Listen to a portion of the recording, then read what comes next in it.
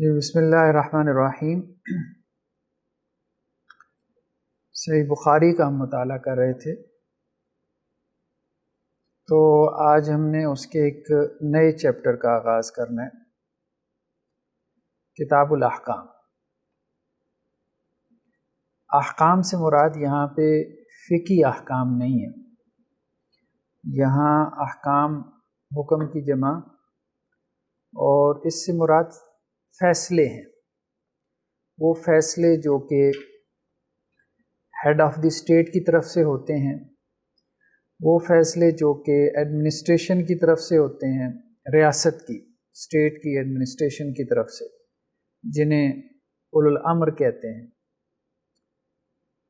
یا وہ فیصلے جو کہ قاضی کرتے ہیں، ججز کرتے ہیں۔ تو یہاں احکام سے مراد فیصلے ہیں۔ تو کتاب الاحکام کا تعلق آپ یوں کہہ لیں کہ ہمارے جوڈیشری سسٹم سے ہے، اگر ہم اس کو تھوڑا سا لنک کرنا چاہیں عصر حاضر سے۔ ظاہری بات ہے احادیث سے ہم نے رہنمائی لینی ہے عصر حاضر میں، تو یہ ضروری ہے کہ ہم اس کو تھوڑا سا لنک کریں۔ وعلیکم السلام۔ دوسرا جو ہے اس کا تعلق ہمارے پولیٹیکل سسٹم سے ہے، سیاسی نظام سے بھی بنتا ہے، اگرچہ زیادہ جو ہے وہ احادیث کی کتابوں میں کتاب الامارہ آ جاتا ہے جس کا پولیٹیکل سسٹم سے تعلق براہ راست بن جاتا ہے، لیکن بہرحال کتاب الاحکام کا بھی بنتا ہے۔ تو پہلا باب کیا ہے؟ باب قول اللہ تعالی اطیعوا اللہ واطیعوا الرسول واولی الامر منکم۔ اللہ تعالیٰ کا یہ قول کہ اللہ کی اطاعت کرو، رسول کی اطاعت کرو اور اولو الامر کی اطاعت کرو۔ اولو الامر کے معنی دو کیے گئے ہیں، عام طور پہ یا میجورٹی نے اس کا معنی کیا ہے کہ اولو الامر سے مراد وہ لوگ ہیں کہ جنہیں ریاست میں کوئی اتھارٹی حاصل ہے، ٹھیک ہے، یعنی یہ ایڈمنسٹریٹو پوزیشنز ہیں ریاست میں، اولو الامر سے مراد ہیں۔ جیسے آج کل آپ کہتے ہیں کہ جی پرائم منسٹر ہے، ٹھیک ہے، اسی طرح سے وزیر اعلیٰ ہے، یا اور جو وزراء ہیں، یا ان کے نیچے پھر آپ آ جائیں تو افواج پاکستان آ جاتی ہیں، یا پھر پولیس کا محکمہ آ جاتا ہے، یہ سب اس میں آ جاتے ہیں جو ریاست میں کہیں کسی نہ کسی ریاست کی اتھارٹی کو کیا کر رہے ہیں، ایکسرسائز کر رہے ہیں۔ اصل اس کی تفسیر یہی ہے۔ بعض اہل علم نے جو ہے اس سے مراد علماء بھی لے لیا، لیکن وہ بظاہر تکلف محسوس ہوتا ہے، وہ ایک اعتبار سے علماء مراد لیا جا سکتا ہے جبکہ علماء کے پاس ریاست کی طرف سے اتھارٹی ہو۔ مثال کے طور پہ ہمارے ہاں جو یہ رؤیت ہلال کمیٹی ہے، ٹھیک ہے، اب یہ اولو الامر میں آ جاتے ہیں۔ کیوں؟ اس کی وجہ یہ ہے کہ یہ ایک ریاستی ادارہ ہے، تو اس لیے ان کی اطاعت کا حکم ہے، وہ شامل ہے۔ نہیں، وہ لوگ جو کہ ریاست کی طرف سے کسی پوزیشن پر ہیں وہ اولو الامر سے مراد ہے۔ ہاں، مطلب جو ریاست کی طرف سے کوئی اتھارٹی، کوئی پاور ایکسرسائز کر رہے ہیں، اولو الامر سے مراد وہ ہیں۔ اولو الامر سے مراد کوئی شیخ صاحب نہیں ہے، کوئی پیر صاحب نہیں ہے، کوئی عالم دین نہیں ہے، کوئی فقیہ یا امام نہیں ہے۔ یہ بیسیکلی اصطلاح جو ہے وہ ہمارے سیاسی نظام سے متعلق ہے، پولیٹیکل سسٹم سے متعلق ہے۔ اس کی وجہ یہ ہے کہ خود اس لفظ میں غور کیا جائے تو اس میں امر کا لفظ بتا رہا ہے کہ یہاں یہ امر، ظاہری بات ہے عربی زبان کا لفظ ہے، ہم جانتے ہیں کہ جن کے پاس اتھارٹی ہے، آرڈر کا جو ہے وہ حکم ہے، ہاں حکم دیں، حکم مطلب اس سے ہے نا اولو الامر، کہ جن کے پاس اتھارٹی ہے، صاحب اقتدار، صاحب اختیار، اگر ہم اس کا اردو میں با محاورہ ترجمہ کریں تو صاحب اقتدار یا صاحب اختیار تو وہی ہے۔ مثال کے طور پہ آپ ایس ایچ او سے لے لیں، اوپر تک آئی جی تک چلے جائیں، ادھر سے آپ جو ہے وہ دوسری طرف سے آ جائیں، ٹھیک ہے، ایک عام وزیر سے لے کے پرائم منسٹر تک، تو یہ سب اولو الامر میں آ جاتے ہیں۔ تو ایک بات تو یہ ذہن میں رکھنی چاہیے کہ اولو الامر سے مراد جو ہیں وہ ریاست کے ادارے کے تحت جو لوگ ہیں وہ آتے ہیں، عام لوگ اس سے مراد نہیں ہیں۔ اگرچہ بعض علماء نے تشریح کرتے ہی کہہ دیا کہ عام علماء کو بھی اس میں داخل کیا جا سکتا ہے، لیکن یہ بات درست معلوم نہیں ہوتی۔ صرف انہی علماء کو داخل کیا جا سکتا ہے کہ جن کے پاس ریاست کی طرف سے کوئی اتھارٹی ہے یا ریاست نے انہیں کو پاور دی ہے۔ جیسے چاند کمیٹی کے بارے میں، رؤیت ہلال کمیٹی کے بارے میں ہم نے کہا کہ وہ ایک ریاستی ادارہ ہے، ٹھیک ہے۔ ایک بات تو یہ ہو گئی کہ اولو الامر سے مراد کیا ہے۔ دوسری بات یہ ہے کہ اچھا جہاں تک علماء کا معاملہ ہے نا، وہاں دلیل جو ہے وہ دوسری آیت ہے، فَاسْأَلُوا أَهْلَ الذِّكْرِ إِن كُنتُمْ لَا تَعْلَمُونَ، اہل علم سے پوچھ لیا کرو اگر تمہارے علم میں نہیں ہے۔ وہاں پوچھنے کا ذکر ہے، علماء کے حوالے سے جو رویہ سکھایا وہ یہ کہ سوال کر لیا کرو۔ لیکن جو ہمارا سیاسی نظام ہے، جو اولو الامر ہیں، وہاں کہا کہ حکم مانو۔ اس کی وجہ یہ ہے کہ سیاسی انتشار کا مطلب کیا ہے کہ امت کی وحدت برقرار نہیں رہے گی، ٹھیک ہے نا۔ مذہبی جو ہے اختلاف، اس سے وحدت اس طرح سے پارا پارا نہیں ہوتی۔ مذہبی اختلاف ایک جینون چیز ہے، ٹھیک ہے، لیکن سیاسی اختلاف جو ہے نا یہ افتراق امت کی طرف لے جاتا ہے، تو اس لیے سیاسی افتراق سے منع کیا، مذہبی اختلاف سے نہیں۔ تو وہاں یہ نہیں کہا کہ تم اپنے علماء کی جو ہے نا وہ بات مانو، وہاں سے رویہ ہے کہ علماء سے پوچھ لیا کرو، تمہارا یہ رویہ ہونا چاہیے۔ فَاسْأَلُوا أَهْلَ الذِّكْرِ إِن كُنتُمْ لَا تَعْلَمُونَ، کہ اہل علم سے سوال کر لیا کرو اگر تمہارے پاس علم نہیں ہے۔ ہاں وہاں یہ نہیں ہے کہ حکم نہیں دیا کہ ان کی بات مانو۔ اس لیے دیکھیں نا، مفتی بھی جو بیٹھتا ہے نا مدرسے میں، وہ کہتا ہے میں قاضی نہیں ہوں۔ ہر مسلک کو مفتی یہی کہتا ہے کہ میں قاضی نہیں ہوں، مطلب قاضی کا فیصلہ نافذ ہوتا ہے، مفتی کا فیصلہ نافذ نہیں ہوتا۔ آپ مفتی کے پاس چلے جائیں، وہ کہے کہ جی طلاق ہو گئی ہے، یہ فیصلہ نہیں ہے، یہ ججمنٹ نہیں ہے کہ جس کی امپلیمنٹیشن ہوگی، یہ ایک رائے ہے، ایک اوپینین ہے، اور یہ مفتی حضرات کو بھی پتہ ہے کہ یہ ایک رائے ہے اور وہ اس بات کو سمجھتے ہیں۔ ہاں قاضی کا جو فیصلہ ہے کہ طلاق ہو گئی ہے، یہ ججمنٹ ہے، یہ نافذ ہوگا، اس کی امپلیمنٹیشن ہوگی، ٹھیک ہے۔ تو یہاں پہ ایک بات تو یہ ہے کہ اولو الامر سے مراد اصحاب اقتدار ہے۔ دوسری بات یہ ہے کہ اللہ تعالیٰ نے جن تین کی اطاعت کا حکم دیا ان میں اللہ اور اس کے رسول، اور تیسرا اصحاب اقتدار و اختیار، لیکن تیسری کی اطاعت کو جو ہے وہ مشروط کیا، تیسری کی اطاعت کو مشروط، کنڈیشنل ہے، وہ آگے روایتیں آ رہی ہیں، وہ کنڈیشنل ہے، وہ مشروط ہے اللہ اور اس کی رسول کی اطاعت کے ساتھ۔ وہ اس کے ساتھ کنڈیشنل ہے کہ بھائی اگر کوئی صاحب اقتدار، تمہارا امیر تمہیں معصیت کا حکم دیتا ہے، نافرمانی کا حکم دیتا ہے، تو اس میں اللہ کی اطاعت تمہارے لیے جائز نہیں۔ ہاں بغاوت نہیں کرنی، بس یہ بات ہے، بغاوت نہیں کرنی، اطاعت نہ کرو لیکن بغاوت نہیں کرنی، کیونکہ بغاوت سے تو اب ظاہری بات ہے کہ سارا نظام الٹ جاتا ہے نا، سسٹم جو ہے وہ تلپٹ ہو جاتا ہے۔ تو حضرت ابو ہریرہ سے روایت ہے کہ اللہ کے رسول صلی اللہ علیہ وسلم فرمایا من اطاعنی فقط، جی جی مشروط ہی ہے، ڈال بھی لوگ ایسے علماء کو پیروں کو بنا لیتے ہیں کہ جو پیر صاحب کہیں گے وہی کریں گے، جو بدوی باتیں چنتا کہیں گے وہی کریں گے، تو ڈالیں تو ایسے بحث کریں گے، تو پھر بھی وہ شرط رہی ہے۔ اس میں دو چیزیں ہیں، ایک تو یہ ہے نا کہ یہ جو پیروں کا اور مشائخ کا، اور ہمارے ہاں تو خیر جو بگڑا ہوا جیسے تصوف کہتے ہیں اس میں تو یہ بہت زیادہ ہے کہ وہ مرید یہ کہتا ہے اپنے پیر کو، اور اس پہ باقاعدہ شاعری موجود ہے کہ اگر وہ مجھے جو ہے وہ یہ حکم دے کہ تم اپنی جائے نماز کو شراب سے رنگین کر دو تو میں اس کی اطاعت میں یہ بھی کر لوں گا اور فرض سمجھ کے کروں گا۔ تو یہ صورتحال ہے ہمارے ہاں، مطلب کہ پیر صاحب جو بھی حکم دیں بظاہر آپ کو خلاف شریعت نظر آئے، وہ کسی حرام کام کا ہو تو پھر بھی آپ نے ماننا ہے۔ یہ وہ اطاعت ہے کہ جو جہنم میں لے کے جانے والی ہے، یہ آگے حدیث آ رہی ہے، بالکل واضح ہے اس میں کہ یہ جہنم میں لے کے جانے والی اطاعت ہے، بھلے کسی کی بھی۔ ہاں ڈھال بھی لے، وہ شرط تو مجھے لگی ہاں تنازع پیچھے۔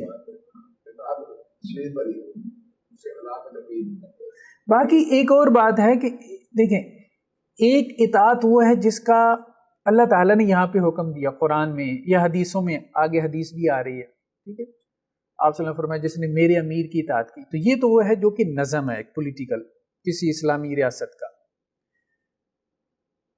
ایک اطاعت وہ ہوتی ہے کہ جو ہم اپنی مرضی سے قبول کرتے ہیں، ہم اس کے بھی پابند ہیں، ٹھیک ہے، کانٹریکٹ کی وجہ سے، جیسے مثال کے طور پہ میں کہیں امپلائی ہوں تو میں نے کانٹریکٹ سائن کیا نا، ٹھیک ہے، تو اب میں نے وہاں پہ ظاہری بات ہے ان کی بات ماننی ہے، کچھ رولز اینڈ ریگولیشنز ہیں، میں نے اگر یونیورسٹی جوائن کی ہے تو اس کے رولز اینڈ ریگولیشن ہیں، میں نے ان کو سائن کیا۔ اسی طرح اگر آپ نے کوئی تحریک یا جماعت جوائن کی ہے اور انہوں نے آپ سے کمٹمنٹ لی ہے کہ آپ نے یہ کرنا ہے، تو آپ اس کمٹمنٹ کی وجہ سے اس کے پابند ہیں۔ تو یہ جو میوچل کانٹریکٹس ہیں ہم ان کے پابند ہیں۔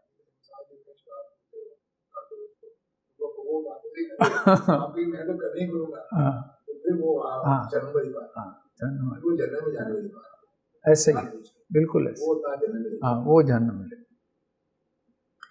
تو حضرت ابو ہریرہ رضی اللہ عنہ سے روایت ہے کہ اللہ کے رسول صلی اللہ علیہ وسلم نے فرمایا من اطاعنی فقد اطاع اللہ، جس نے میری اطاعت کی اس نے اللہ کی اطاعت کی، ومن عصانی، اور جس نے میری نافرمانی کی فقد عصى اللہ، اس نے اللہ کی نافرمانی کی، ومن اطاع امیری، اور جس نے میرے امیر کی اطاعت کی فقد اطاعنی، اس نے میری اطاعت کی، ومن عصى امیری، اور جس نے میرے امیر کی نافرمانی کی فقد عصانی، اس نے میری نافرمانی کی۔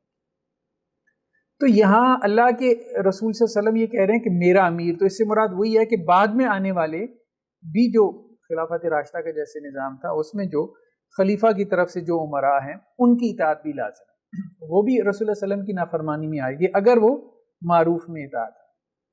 لیکن ان حدیثوں کو عام نہیں کرنا چاہیے، ہم یہ کہہ رہے ہیں، ٹھیک ہے، جیسے ہمارے ہاں مشائخ یا علماء یا پیر جیسے آپ نے کہا، یہ حدیثیں سنا کے لوگوں کو جو ہے وہ کہتے ہیں کہ یہ ہماری اطاعت اس میں شامل ہے، یہ پولیٹیکل سسٹم کے بارے میں، یا کسی تحریک اور جماعت کے امیر یہ کہیں کہ یہ جو ہے نا وہ یہ نہیں، ہاں وہ یہ کہہ سکتے ہیں کہ بھئی آپ ایک کمٹمنٹ کر کے آئے ہو ہمارے ساتھ، یہ کمٹمنٹ دیکھو آپ نے سائن کی ہے، اس کو فلفل کرو، وہ بات ٹھیک ہے، وہ کمٹمنٹ ہم کسی این جی او میں چلے جائیں، کسی آرگنائزیشن میں چلے جائیں، اللہ تعالیٰ نے کہا وَأَوْفُوا بِالْعَهْدِ إِنَّ الْعَهْدَ كَانَ مَسْئُولًا، جو وعدہ تم نے کیا معروف میں رہتے ہوئے، ٹھیک ہے، تمہاری یہ سیلری پیکج ہوگا اور اسے کے اگینسٹ تم یہ سروسز دو گے، یا پھر یہ ہے کہ تم رضاکارانہ طور پہ ہمارے ساتھ اس طرح سے کام کرو گے، ہمارے رولز اینڈ ریگولیشنز کو مد نظر رکھتے وہ فلفل کرنی چاہیے، اس کے بارے میں سوال ہوگا اور اس کے بارے میں جو ہے وہ بھی سوال کر سکتے ہیں، ٹھیک ہے، جنہوں نے آپ کو امپلائی رکھا ہے تو اب آپ ان کو کہیں کہ بھئی آپ کی اطاعت میرے اوپر کہاں پر ہے،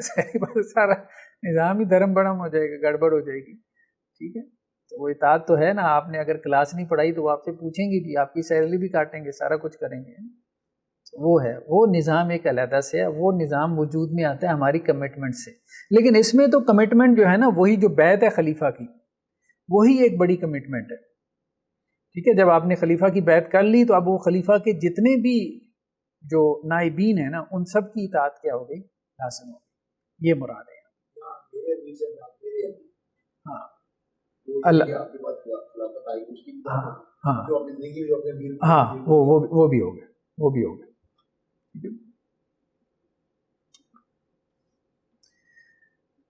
نیکسٹ روایت کیا ہے، حضرت عبداللہ بن عمر سے ہے کہ ان رسول اللہ صلی اللہ علیہ وسلم قال، اللہ کے وسلم نے فرمایا الا کلکم رائن، تم میں سے ہر ایک کیا ہے، نگہبان ہے، چرواہا ہے، وکلکم مسئول عن رعیتہ، اور ہر ایک سے اس کی رعیت کے بارے میں سوال کیا جائے گا، رعایا کے بارے میں۔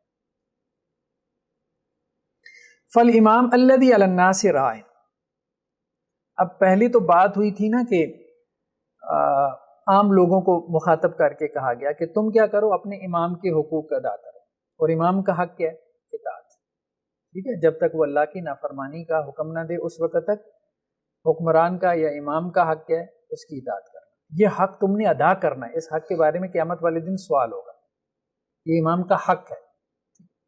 دوسرا اب یہاں پہ بات ہو رہی ہے ماموم کے حق کی، یعنی عام لوگوں کی، پبلک کی حقوق کی بات ہو رہی ہے، اب ظاہری بات ہے حکمرانوں کے حقوق ہیں تو رعایا کے بھی حقوق ہیں، تو رعایا کے حقوق کے بارے میں جو ہے وہ کیا اماموں کو متوجہ کیا گیا، حکمرانوں کو متوجہ کیا گیا، اماموں کے حق کے بارے میں، حکمرانوں کے حق کے بارے میں رعایا کو متوجہ کیا گیا۔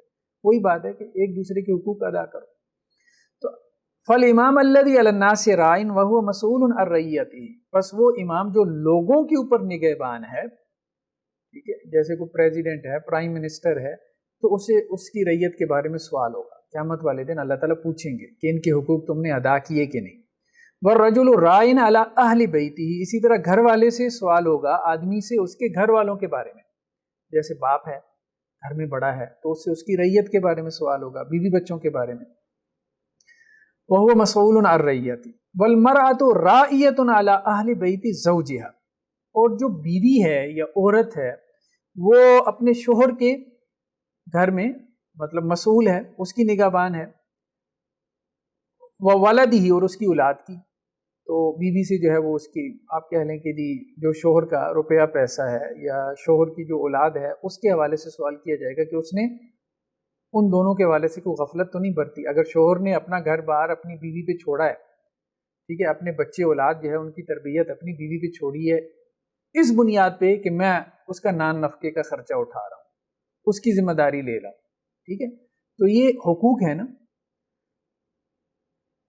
وہی مسئولۃ عنہ، تو وہ عورت جو ہے اس سے اس کے بارے میں سوال کیا جائے گا۔ وعبد الرجل راعٍ علی مال سیدہ، اور اسی طرح آدمی کا جو غلام ہے وہ اپنے مالک کے مال پہ نگہبان ہے، جو خادم ہے نوکر ہے وہ بھی نگہبان ہے۔ جیسے انسان نے جو ہے وہ اپنے لوگ رکھے ہوتے ہیں اپنے مختلف کام کرنے کے لیے، ٹھیک ہے، آفیسز وغیرہ میں، تو وہ مسئول عنہ، اس سے بھی سوال ہوگا کہ تم نے مالک کی جو ہے وہ جو اس نے تمہیں اتھارٹی دے رکھی تھی اس کو تم نے مس یوز تو نہیں کیا، غلط استعمال تو نہیں کیا، اس میں خیانت اور کرپشن تو نہیں کی۔ الا فکلکم راعٍ وکلکم مسئول عن رعیتہ، تو ایک عمومی بات کر دی آپ وسلم نے کہ ہر ایک تم میں سے نگہبان ہے اور ہر ایک سے اس کی رعیت کے بارے میں سوال ہوگا۔ کالج کا پرنسپل ہے تو اس کے کالج کے بارے میں سوال ہوگا، کوئی یونیورسٹی کا وائس چانسلر ہے تو اس کے بارے میں، کوئی فیکٹری کا اونر ہے تو اس سے اس کی رعیت کے بارے میں سوال ہوگا کہ ان کے حقوق اس نے ادا کیے کہ نہیں کیے۔ تو مطلب چھوٹے سب سے چھوٹا یونٹ تو ایک خاندان ہے نا، تو خاندان میں شوہر سے بھی سوال ہوگا اور بیوی سے بھی سوال ہوگا، تو ہر ایک ہی نگران ہے، ہر ایک ہی نگران، ہر ایک سے مطلب ہم میں سے ہر ایک ایک رول پلے کر رہا ہے نا، تو اس کے ذمہ جو ڈیوٹیز اسائن کی گئی ہیں ان ڈیوٹیز کو اس نے پورا کیا کہ نہیں کیا، اس کے حوالے سے اس سے جو ہے وہ سوال ہوگا۔ یہ بیسیکلی بات یہاں پہ حدیث میں ہو رہی ہے۔ تو گویا کہ اپنے جو ماتحت ہیں ان کے حقوق کو ادا کرنے میں انسان کو جو ہے وہ اللہ سے ڈرتے رہنا چاہیے، یہ بات، اور جو ماتحت ہیں انہیں بھی اپنے حکمرانوں کے حقوق ادا کرنے میں اللہ سے ڈرتے رہنا چاہیے، اور جس کے ذمہ جو ذمہ داریاں ہیں وہ ان ذمہ داریوں کو پوری طرح سے نبھائے۔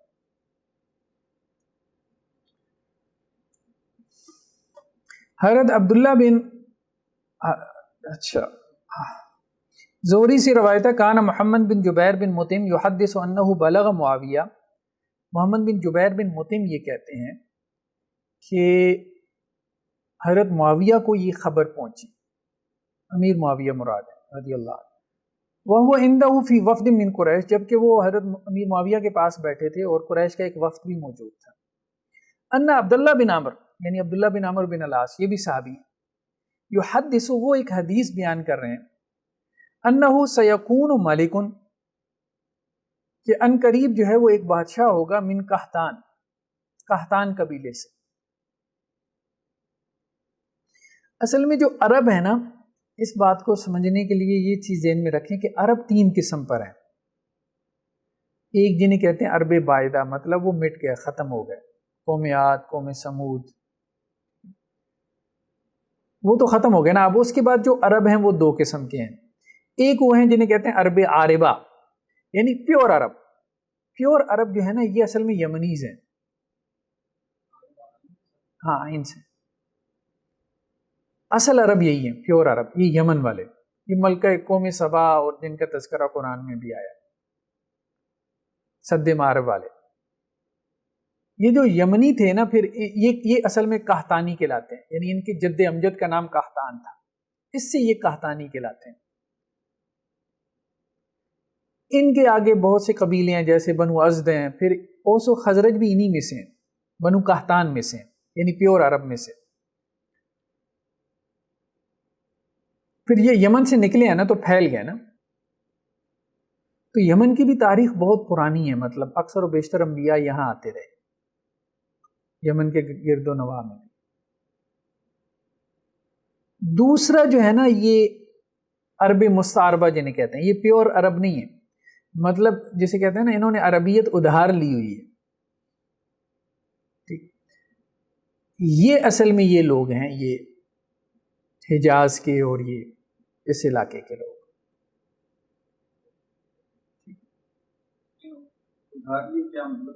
ہاں، ادھار لینے سے مراد یہ ہے کہ اصل میں حضرت اسماعیل جو ہے نا وہ پیور عرب نہیں ہے. ٹھیک ہے، تو حضرت اسماعیل جب یہاں آئے تھے نا تو یہ سارے تو حضرت اسماعیل کی بیسیکلی اولاد ہے نا. تو حضرت اسماعیل میں سے پھر بنو عدنان، تو یہ سارے اصل میں بنو عدنان ہیں. تو ایک طرف قحطانی عرب ہیں، دوسری طرف عدنانی عرب ہیں. عدنانی عرب یہ سارے حجاز والے، یہ عدنانی عرب کہلاتے ہیں. انہی میں قریش ہیں، پھر قریش انہی میں سے ہیں. ہاں وہی ہو جاتا، ہاں وہی ہو جاتا ہے. ہاں ہاں ایسا ہی ایسا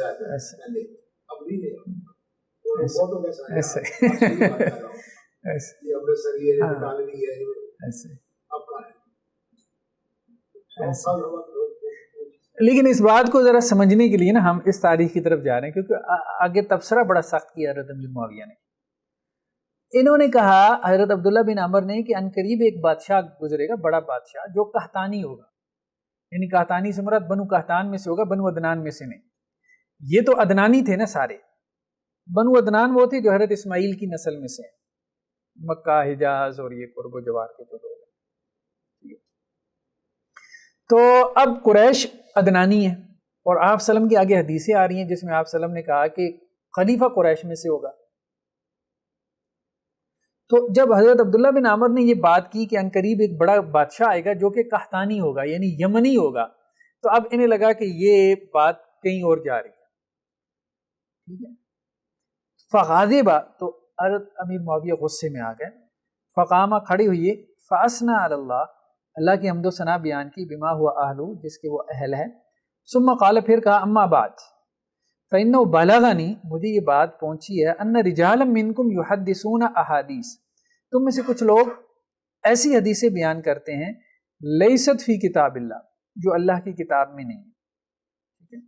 ولا تؤثر الرسول اللہ صلی اللہ علیہ وسلم، اور نہ ہی اللہ کے رسول صلی اللہ علیہ وسلم سے وہ مروی ہیں.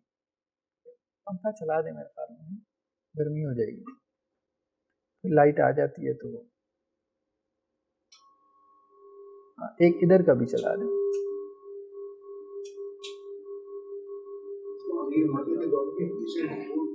ہاں نہیں، ادھر سے رائٹ سائڈ سے، جی جی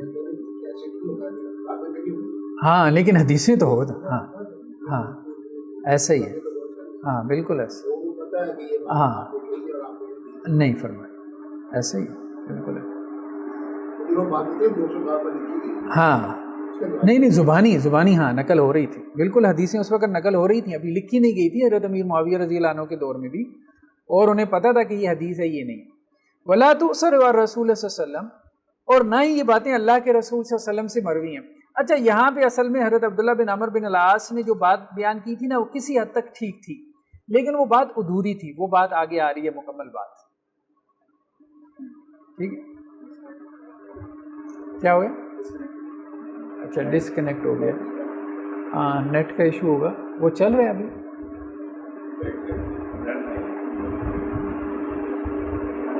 اچھا وہ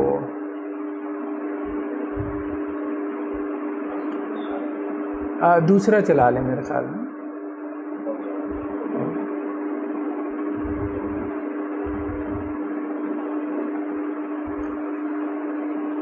ولا تؤثر الرسول صلی اللہ علیہ وسلم، تو وہ باتیں نہ تو اللہ کی کتاب میں ہیں نہ اللہ کے رسول سے مروی ہیں. وَأُولَئِكُمْ جُهَّالُ، اور ایسے لوگ جو تم میں سے یہ باتیں کر رہے ہیں یہ ناواقف ہیں.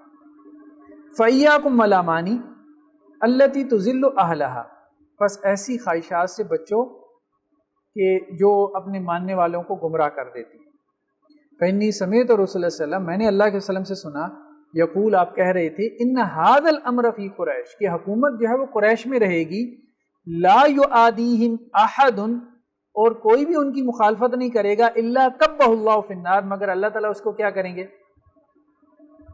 اوندا کر دیں گے جہنم میں یا آگ میں، علی وجہ اس کے چہرے کے بل، ٹھیک ہے، کہ اللہ تعالیٰ اسے چہرے کے بل اوندا کر دیں گے، ما اقام الدین، جب تک کہ وہ دین کو قائم رکھے۔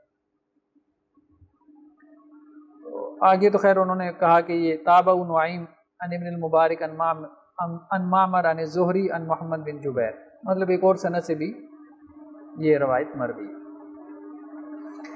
تو اب یہاں پہ یہ بات آئی ہے، اصل میں تو حضرت امیر معاویہ نے، وہ دو شاخیں تھیں نا، تو حضرت امیر معاویہ نے کہا کہ قریش میں ہوگی، آپ صلی اللہ علیہ وسلم نے فرمایا یہ حکومت جو ہے وہ قریش میں رہے گی، یہ میں نے بات خود اللہ کے وسلم سے سنی ہے، اور قریش کون تھے؟ بنو عدنان تھے، ٹھیک ہے۔ تو انہوں نے کہا یہ بات تم کہاں سے لے آئے ہو کہ بنو قحطان میں جو ہے وہ ایک بادشاہ آئے گا، جبکہ میں نے اللہ کے رسول صلی اللہ علیہ وسلم سے یہ بات سنی کہ یہ حکومت اور سیاست اور خلافت قریش میں رہے گی، ٹھیک ہے، اور جو ان کی مخالفت کرے گا اس معاملے میں، ان سے دشمنی کرے گا، تو اللہ تعالیٰ اس کو اوندا کر دیں گے جب تک کہ وہ دین کو قائم کریں۔ ہاں یہ شرط ہے، ما اقام الدین، جب تک وہ دین کو قائم کریں۔ بہرحال اگر ہم تاریخ کا بھی جائزہ لیں تو یہ خلافت قریش میں رہی، بنو امیہ بھی قریش میں سے تھے، بنو عباس بھی قریش میں سے تھے، پھر اس کے بعد جو ہے وہ چل رہی۔ نہیں یہ قریش نہیں تھے، عثمانی قریش نہیں تھے، ہاں بنو عباس قریش تھے۔ آپ یوں کہیں کہ یہ قریش کے پاس کوئی 700-800 سال رہی ہے، بلکہ یہ جو آج کل ہے نا آل سعود، یہ بھی قریش نہیں ہے، یہ قریش نہیں ہے، ہاں یہ ہیں عرب ہیں، بنو عدنان میں سے ہیں یہ وہ کبھی، ہاں سلطنت عثمانیہ والے بھی قریشی نہیں ہیں، قریشی نہیں۔ تو ویسے بھی عرب نہیں ہے نا، وہ تو نان عرب ہیں، ویسے وہ عرب بھی نہیں ہے۔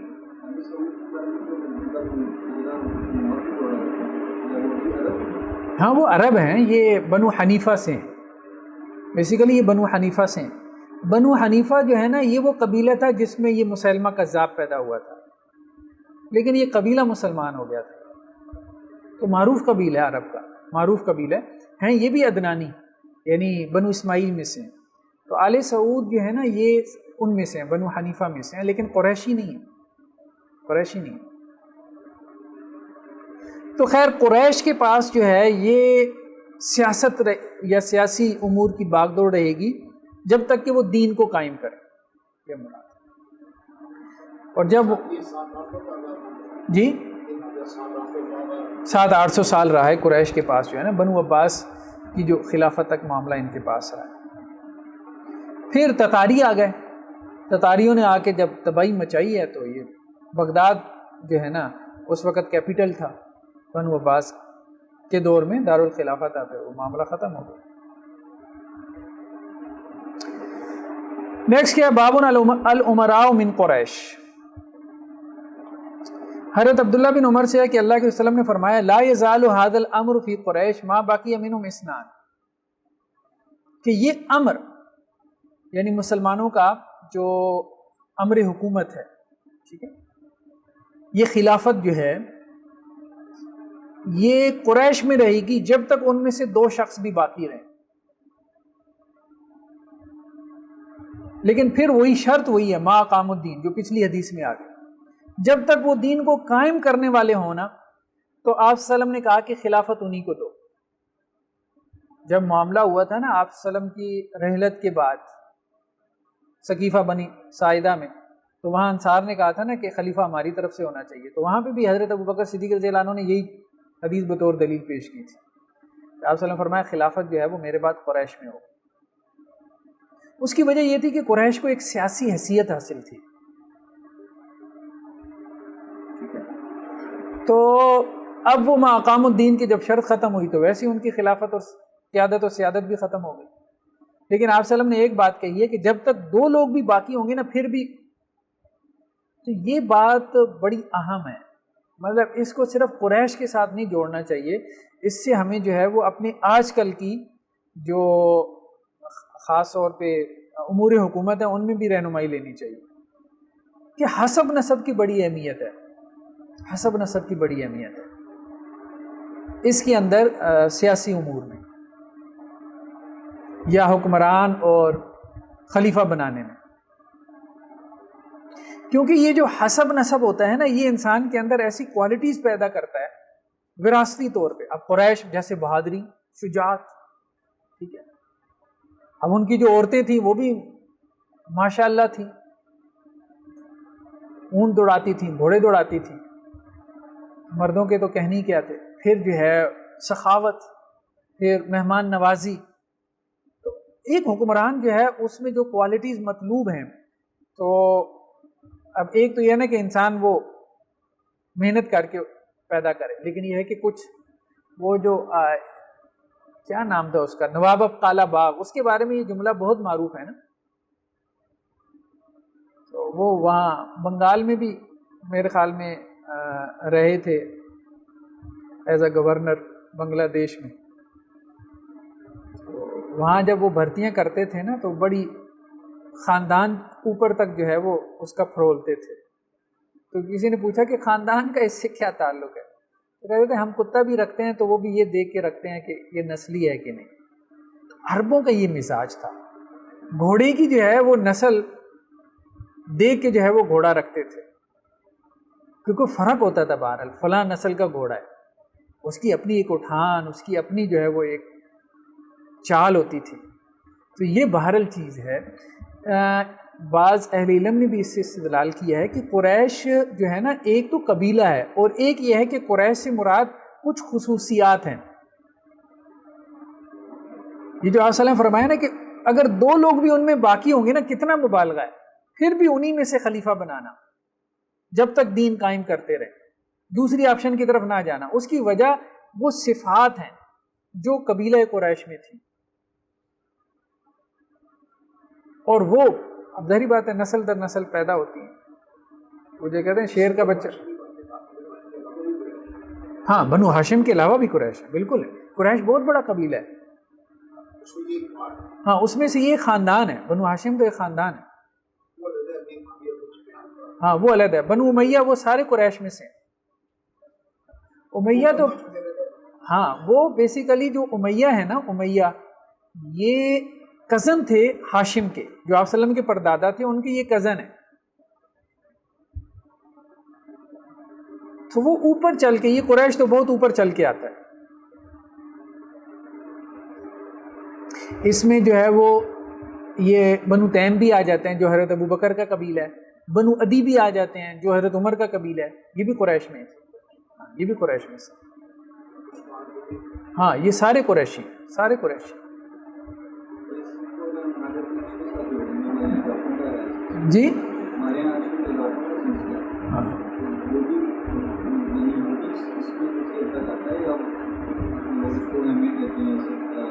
دیکھیں شادی میں بھی نا میری رائے یہی ہے کہ اللہ کے وسلم نے بھی ویسے کہا ہے کہ شادی 4 وجوہات سے ہوتی ہے. یہ نہیں کہا کہ اس وجہ سے نہ کرو، بس یہ کہا کہ دین کو ترجیح دے دو. یہ نہیں کہا کہ اس وجوہات سے جو ہو رہی ہے تو یہ غلط ہو رہا ہے. تو آپ صلی اللہ علیہ وسلم فرمایا حسب نسب کی وجہ سے بھی ہوتی ہے. تو بہرحال دیکھیں نا جو خواتین، اب جیسے دیکھیں کہ حضرت ہندہ آئی ہیں جب آپ صلی اللہ علیہ وسلم سے بیعت لینے کے لیے، ابو سفیان کی بیوی، تو کیا جملہ کہا ہے انہوں نے؟ وہ قرآن کے جو الفاظ ہیں نا کہ اللہ کے رسول صلی اللہ علیہ وسلم سے بیعت کرو اس بات کے اوپر کہ تم بدکاری نہیں کرو گی. تو اس پہ انہوں نے اللہ کے وسلم سے کہا تھا کہ کیا شریف گھرانے کی عورت بدکاری بھی کر سکتی ہے؟ کیا شریف گھرانے کی عورت بدکاری بھی کر سکتی ہے کہ ہم اس پہ بیعت کریں؟ مطلب یہ تصور ہی نہیں ہے کہ حسب نسب والی عورت بدکاری کرے گی، تصور ہی نہیں. تو حسب نسب جو ہے نا کچھ خصوصیات پیدا کرتا ہے، اس میں کوئی شک نہیں. جیسے کہ نا شیر کا بیٹا شیر ہی ہوتا ہے لگڑ بگڑ ہی پیدا کرے گا. تو یہی معاملہ ہے کہ جو نسل در نسل جو ہے نا، اب یہ تو سائنٹیفکلی بھی ہے نا، میڈیکلی بھی ہے کہ یہ جینز میں چیزیں ٹرانسفر ہوتی ہیں، تو اس لیے حسب نسب کا شادی میں بھی خیال کرنا میرے خیال میں تو دھیان رکھنا چاہیے. خاندانی عورت کے اندر بہت سی ایسی صفات ہوتی ہیں حسب نسب والی عورت میں جو آپ کی اولاد میں آ سکتی ہیں. اب دیکھیں نا لوگ مطلب جانوروں میں اس کا دھیان رکھتے ہیں، فلاں نسل کی گائے ہے اور فرق ہے نا، فرق ہے کہ نہیں ہے، فلاں نسل کا گھوڑا ہے. ہاں ایون کہ کتوں میں دیکھ لیں، کتا ایک تو نہیں ہے نا، ٹھیک ہے. تو انسان کیسے ایک ہو سکتے ہیں؟ ایسا نہیں ہے، فرق ہے، نسل کا فرق ہے. تو اس کا دھیان کرنا چاہیے.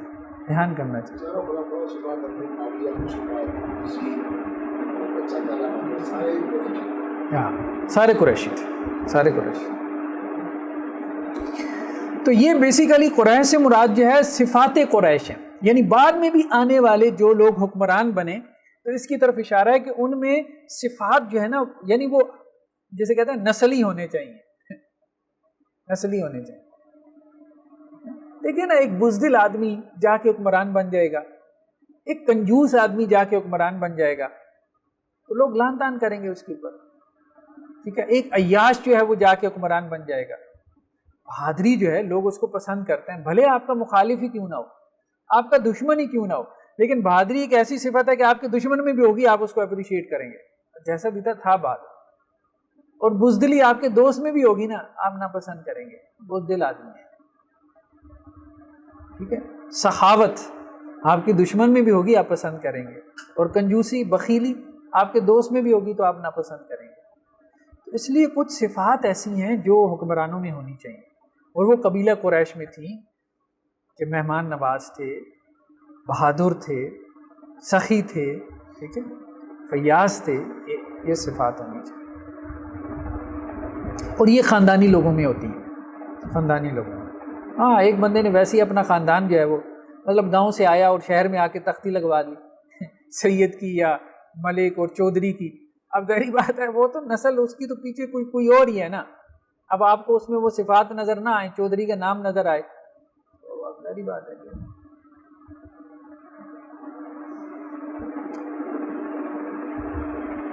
چلیں جی، کتاب الاحکام باب اجر من قضا بالحق. اچھا کچھ جو ہے نا برادریاں ہمارے یہاں ایسی ہیں کہ وہ برادری سے باہر شادی نہیں کرتے. اچھا ان میں پھر صفات وہ ٹرانسفر ہوتی رہتی ہیں جو خاندانی ہوتی ہیں، لیکن جہاں مکسنگ ہو جاتی ہے نا وہاں وہ مکس ہو جاتی ہیں، وہاں وہ پھر مکس ہو جاتی ہیں.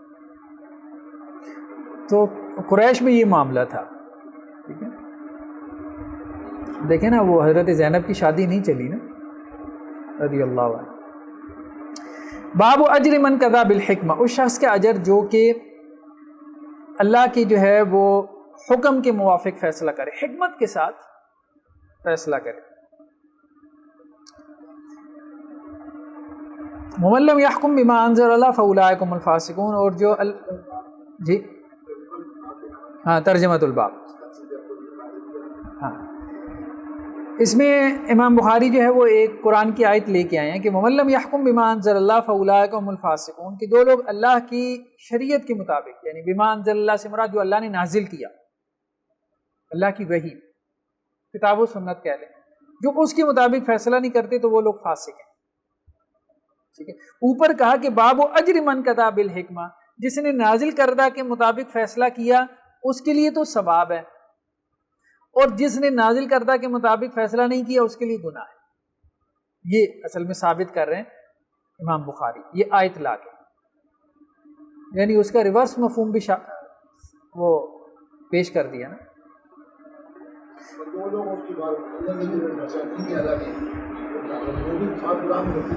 ہاں وہ بھی لپٹ جائیں گے، وہ بھی لپٹ جائیں گے. ہاں ایسا ہی ایسا. ہاں یہ دوسرا بھی دروازہ تھوڑا سا کھول دیں، بلکہ پچھلے پنکھے بھی چلا دیں.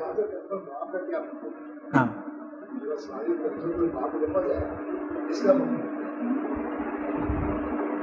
اس سے مراد یہ ہے کہ چیپٹر کا جو ٹائٹل ہے، عنوان ہے، ٹھیک ہے.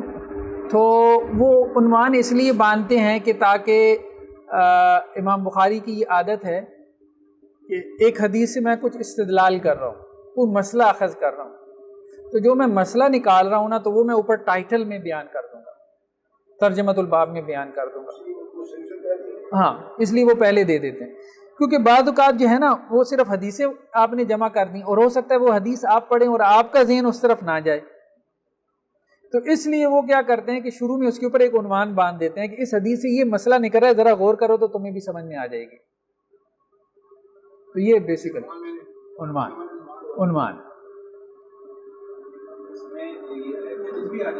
ہاں ججز بھی ہیں، ججز بھی ہیں، بالکل حکمران ہیں، ججز ہیں، سب اس میں ہاں ہاں ٹائٹل ٹھیک ہے، ٹاپک، عنوان الباب آپ کہہ لیں، باب کا عنوان. ہاں ایسے ہی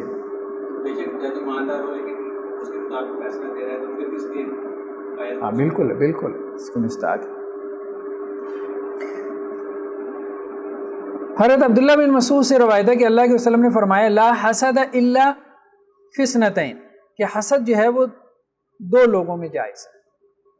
ایک وہ آدمی جسے اللہ نے مال دیا، فسلطہ علی حلقتہ فی الحق، پھر اللہ نے اسے گویا کہ مسلط کر دیا اس بات پہ کہ وہ اس مال کو حق راستے میں خرچ کرے، صحیح جگہ پہ خرچ کرے. بہت سارے خرچ کرنے والے ہوتے ہیں لیکن صحیح جگہ نہیں خرچ کرتے، فضول خرچ ہوتے ہیں. تو ایک تو وہ ہے، اس سے حسد جائز ہے. اور دوسرا وہ کہ جسے اللہ نے حکمت دی ہے اور اس کے مطابق وہ فیصلہ کر رہا ہے اور اس کے مطابق لوگوں کو اس کی تعلیم دے رہا ہے. تو حسد دو طرح کا ہے، ایک وہ ہے کہ جو کہ جائز نہیں ہے.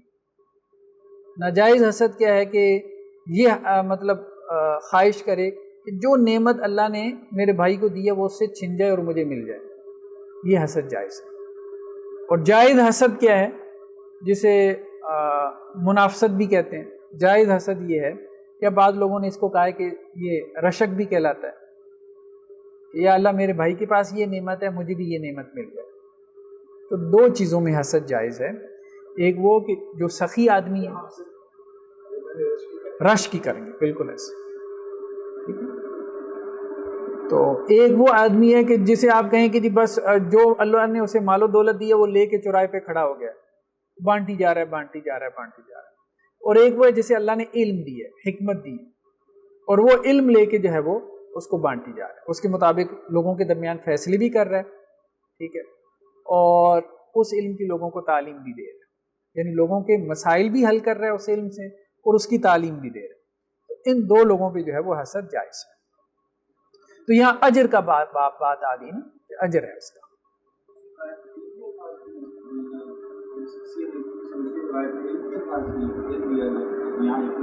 ہاں یہاں حکمت کے الفاظ، یہاں حکمت کے ہیں، لیکن آگے ہے نا وَيُعَلِّمُهَا، اس حکمت کی وہ تعلیم بھی دے رہے، تو تعلیم کے الفاظ بھی آگے. ایک تو فیصلہ کر رہے ہیں نا، دو باتیں ہیں نا، ایک تعلیم ہے اور ایک فیصلہ ہے. فیصلہ جیسے ہمارے یہاں آپ کہہ لیں کہ جی قاضی فیصلہ کرتا ہے، یا مفتی فیصلہ تو نہیں کرتا لیکن یہ کم از کم فتویٰ دے دیتا ہے. وہ فتویٰ بھی ایک طرح سے کیا ہوتا ہے، اگر وہ دونوں پارٹیز اس کو ماننا چاہیں تو ان کے ڈسپیوٹ میں ایک طرح سے فیصلہ بن جاتا ہے.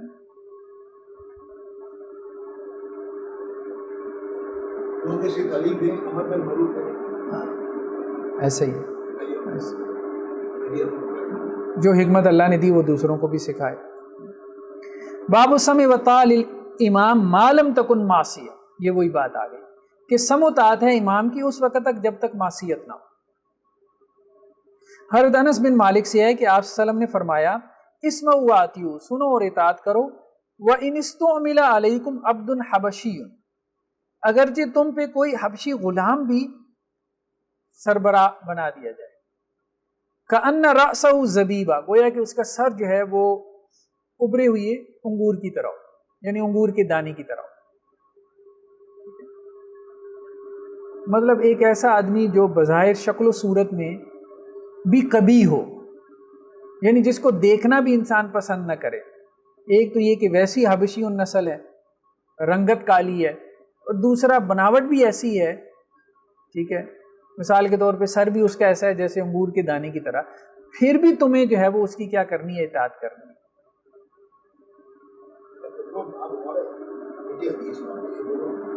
باتیں ڈفرنٹ ہیں. ہاں دونوں ٹھیک ہے ہاں لیکن دونوں ڈفرنٹ ہیں. وہ آگے آ رہی ہے نا بات.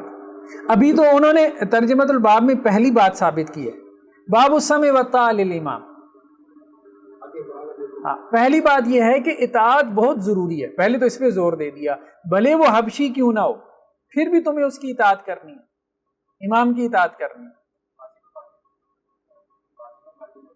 ہاں نہیں وہ تو آگے بات آ رہی ہے نا، وہ آگے بات آ رہی ہے. پہلی بات تو یہ کہ اطاعت پہ زور دیا نا، یعنی اس کی اطاعت سے تم جان نہیں چھڑا سکتے.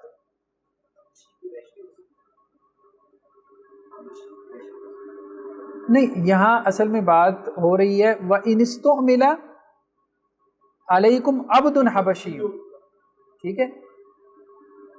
تو جو جسے کہتے ہیں نا ہیڈ آف دی اسٹیٹ، جیسے خلیفہ تھا وہ تو قریشی ہوگا، لیکن ضروری نہیں کہ اس کے ماتحت سارے گورنرز بھی قریشی ہوں یا سارے امرائے لشکر بھی قریشی ہوں.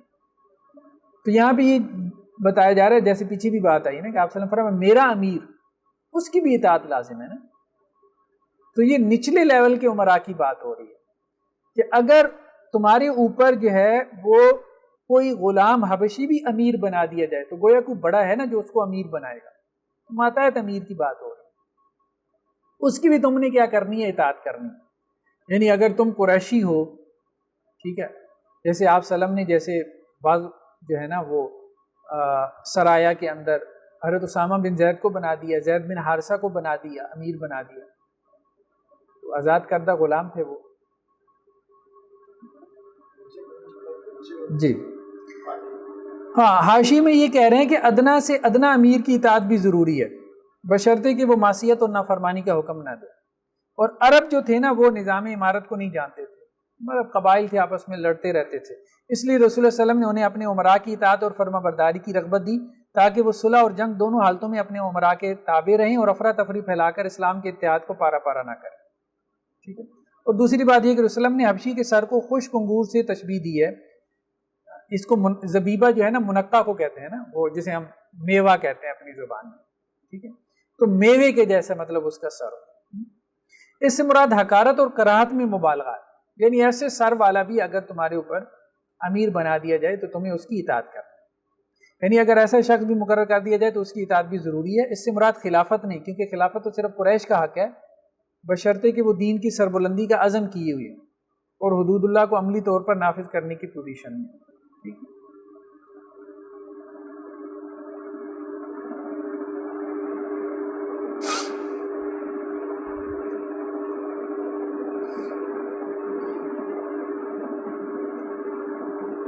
حضرت عبداللہ بن عباس سے ہے کہ اللہ کے نبی صلی اللہ علیہ وسلم نے فرمایا من را من امیرہ شیئا، جس نے اپنے امیر میں کچھ ایسا دیکھا جو اچھا نہیں تھا، فقرہ، اور اس نے اس کو ناپسند جانا، فلیصبر، تو وہ صبر کرے. فإنہ لیس احد یفارق الجماع شبرا، تم میں سے کوئی شخص ایسا نہیں ہے جو کہ جماعت سے تھوڑا سا بھی علیحدہ ہو، فیموت، اور وہ مر جائے، الا مات میتۃ جاہلیۃ، تو وہ جاہلیت کی موت مرے گا. تو امیر سے جو ہے وہ بند کر دیں، میرے خیال میں اے سی چلیں، دروازے بند کر دیں اور پنکھے بھی بند کر دیں. تو امیر جماعت سے مراد وہی جو ہمارا پولیٹیکل سسٹم ہے.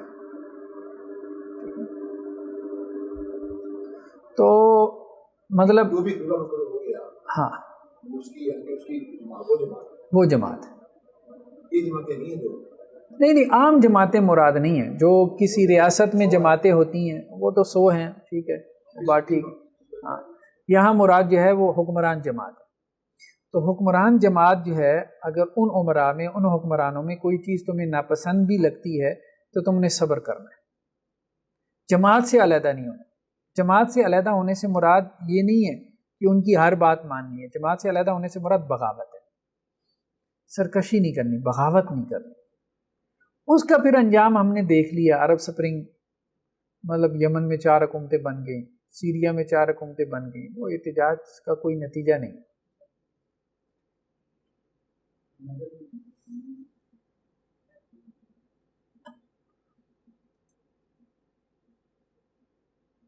تو مات میتتن جاہلیتن، اس سے کیا مراد ہے؟ اس سے مراد یہ ہے کہ دور جاہلیت میں جیسے انارکی تھی تو پھر انارکی پیدا کر کے تم مرو گے، جاہلیت کی موت، یعنی دوبارہ جو ہے اسلام نے آ کے کیا کیا، تمام عرب قبائل کو ایک وحدت میں پرو دیا تھا، ایک سیاسی وحدت میں.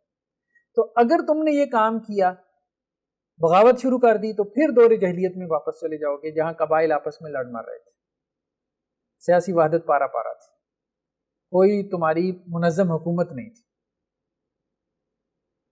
مسلمان ایک جان نہیں تھے. حضرت عبداللہ بن عمر سے ہے رضی اللہ عنہ، وہ اللہ کے نبی صلی اللہ علیہ وسلم سے نقل کرتے ہیں، قال السمع والطاعة علی المرء المسلم فیما احب وکرہ، مسلمان مرد کے لیے ایک ہی بات ہے کہ وہ سمع و طاعت کرے، چاہے اسے پسند ہو چاہے نہ پسند ہو، یعنی اپنی امیر کی بات بھلے اچھی لگے بھلے بری لگے، اس نے اس کی اطاعت کرنی. اور خاص طور پہ جنگوں میں، یہ تو وہ دور تھا نا کہ جب ایکسٹینشن ہو رہی تھی اسلامی ریاست کی، سرحدوں پہ جا کے لوگ لڑ رہے تھے. اب ایسے میں وہ کہیں کہ جی نہیں آپ یہاں نہیں لڑنا چاہیے یا حملہ نہیں کرنا چاہیے، یہ ایسی ہے کہ جیسے آرمی میں آپ دیکھ لیں، ٹھیک ہے، نچلے رینک کا افسر جو ہے وہ بڑے والے کو مشورہ دے رہا ہو کہ نہیں یوں نہیں یوں کر لو تو وہ کیا ہوگا، انہوں نے کیا جنگ جیتنی ہے، ٹھیک ہے، ٹینک نہیں یہاں جہازوں سے بمباری کرو، ٹھیک ہے. یہ صورتحال ہے. تو یہاں جو ہے نا وہ آرمی والا ڈسپلن چاہیے، السمع والطاعة علی المرء المسلم فیما احب، اور آرمی میں یہی ہوتا ہے، افسر کی بات پسند ہے ناپسند ہے، آپ نے عمل کرنا ہے، آپ نے عمل کرنا ہے، اس کے بغیر جو ہے نا وہ آپ ایک وحدت نہیں ہے نا. ما لم یؤمر بمعصیہ، ہاں جب تک وہ تمہیں معصیت کا حکم نہ دے، اگر تمہیں لگے کہ یہ واضح معصیت ہے تو پھر ٹھیک ہے، پھر تم اس کی بات نہ مانو، لیکن یہ ہے کہ بہت سی باتوں میں اختلاف ہو جاتا ہے، سیاسی امور میں یہ کرنا چاہیے وہ کرنا چاہیے، اسٹریٹجی میں اختلاف ہو جاتا ہے، ٹھیک ہے، اس طرح سے کر لیں اس طرح سے کر لیں، اس معاملے میں تم نے اپنی امیر کی بات ماننی، یہ مراد ہے، تبھی تو وہ نظام چلے گا نا، تبھی تو نظام چلے گا. ہاں جہاں شریعت کا معاملہ ہے تو وہ پھر اب آپ دیکھیں نا، جیسے آج بھی اگر ریاست جو ہے وہ حکم دیتی ہے، کوئی پولیس میں مثال کے طور پہ گولی چلا دو، ٹھیک ہے، اور سامنے جو لوگ ہیں وہ نہتے ہیں، نہیں اس میں نہیں، گولی نہیں چلا سکتے، آپ مسلمان کو مار نہیں سکتے، قتل نہیں کر سکتے، آپ ریزائن کر دیں، آپ کے پاس کوئی جواز نہیں ہے مسلمان کو قتل کرنے کا. ہاں اگر وہ کہتے ہیں بھئی ان کو روکنا ہے تم نے، یہ جلسے جلوس جو ہیں یہ شر پسند ہے، ان کو روکنا ہے تم نے، ٹھیک ہے، وہ ٹھیک ہے، پھر روکنے کے لیے وہ بیریئر لگائیں، کنٹینر لگائیں، پکڑ دکڑ کریں، ٹھیک ہے، جیلوں میں ڈال دیں، لیکن قتل نہیں کر سکتے. اب اس میں اگر کوئی کہے کہ نہیں میرے خیال میں جو ہے نا یہ کنٹینر لگانا ٹھیک نہیں ہے، رستے بند کرنا ٹھیک ہے، اس کا خیال ہو سکتا ہے، لیکن اسے کیا کرنی ہے، اطاعت کرنی، اطاعت کرنی ہے، اگر وہ نظم میں ہے تو اسی بات مانی. جب تک معصیت سے مراد واضح معصیت، واضح معصیت نافرمانی. فَإِذَا أُمِرَ بِمَعْصِيَةٍ فَلَا سَمْعَ وَلَا طَاعَةَ، جب اسے معصیت کا حکم دیا جائے تو پھر کوئی سمع و طاعت نہیں. ہاں واضح گناہ. دیکھیں نا ویسے تو اب حکومتیں ساری ایسی ہوتی ہیں نا، جو ہے جس کے پاس حکومت ہوتی ہے وہ کہتا ہے میں حق پہ ہوں، ٹھیک ہے، اور دوسرے میں حق پہ ہوں، میں امر بالمعروف ہوں، دوسرے نہیں انل منکر ہے ساری ایسے ہیں، ساری ایسے، ساری اپنے آپ کو حق پہ سمجھتے ہیں، ہاں دوسرے منکر ہیں. تو سارے اس طرح تو اپنے آپ کو حق پہ سمجھتے ہیں، دوسرے کو منکر سمجھتے ہیں. یہ نہیں، یہ ان معاملات میں اختلاف ہو سکتا ہے. دیکھیں کسی کی جو ہے رجحان کسی کی طرف ہو سکتا ہے، سیاسی میلان کسی کا، سیاسی میلان کسی کی طرف ہو سکتا ہے، ٹھیک ہے، کوئی عمران خان کی طرف ہے، کوئی نواز شریف کی طرف ہے، اور کسی کا دونوں کی طرف نہیں ہے، ٹھیک ہے، ہاں وہ زیادہ اچھے رہے. تو خیر کہنے کا مقصد یہ ہے کہ اس میں زیادہ سختی نہیں ہونی چاہیے، اس میں زیادہ سختی نہیں ہونی چاہیے. باقی یہ معاملات ہیں کہ زیادتی نہیں کرنی کسی کے ساتھ، سری زیادتی نہیں کرنی.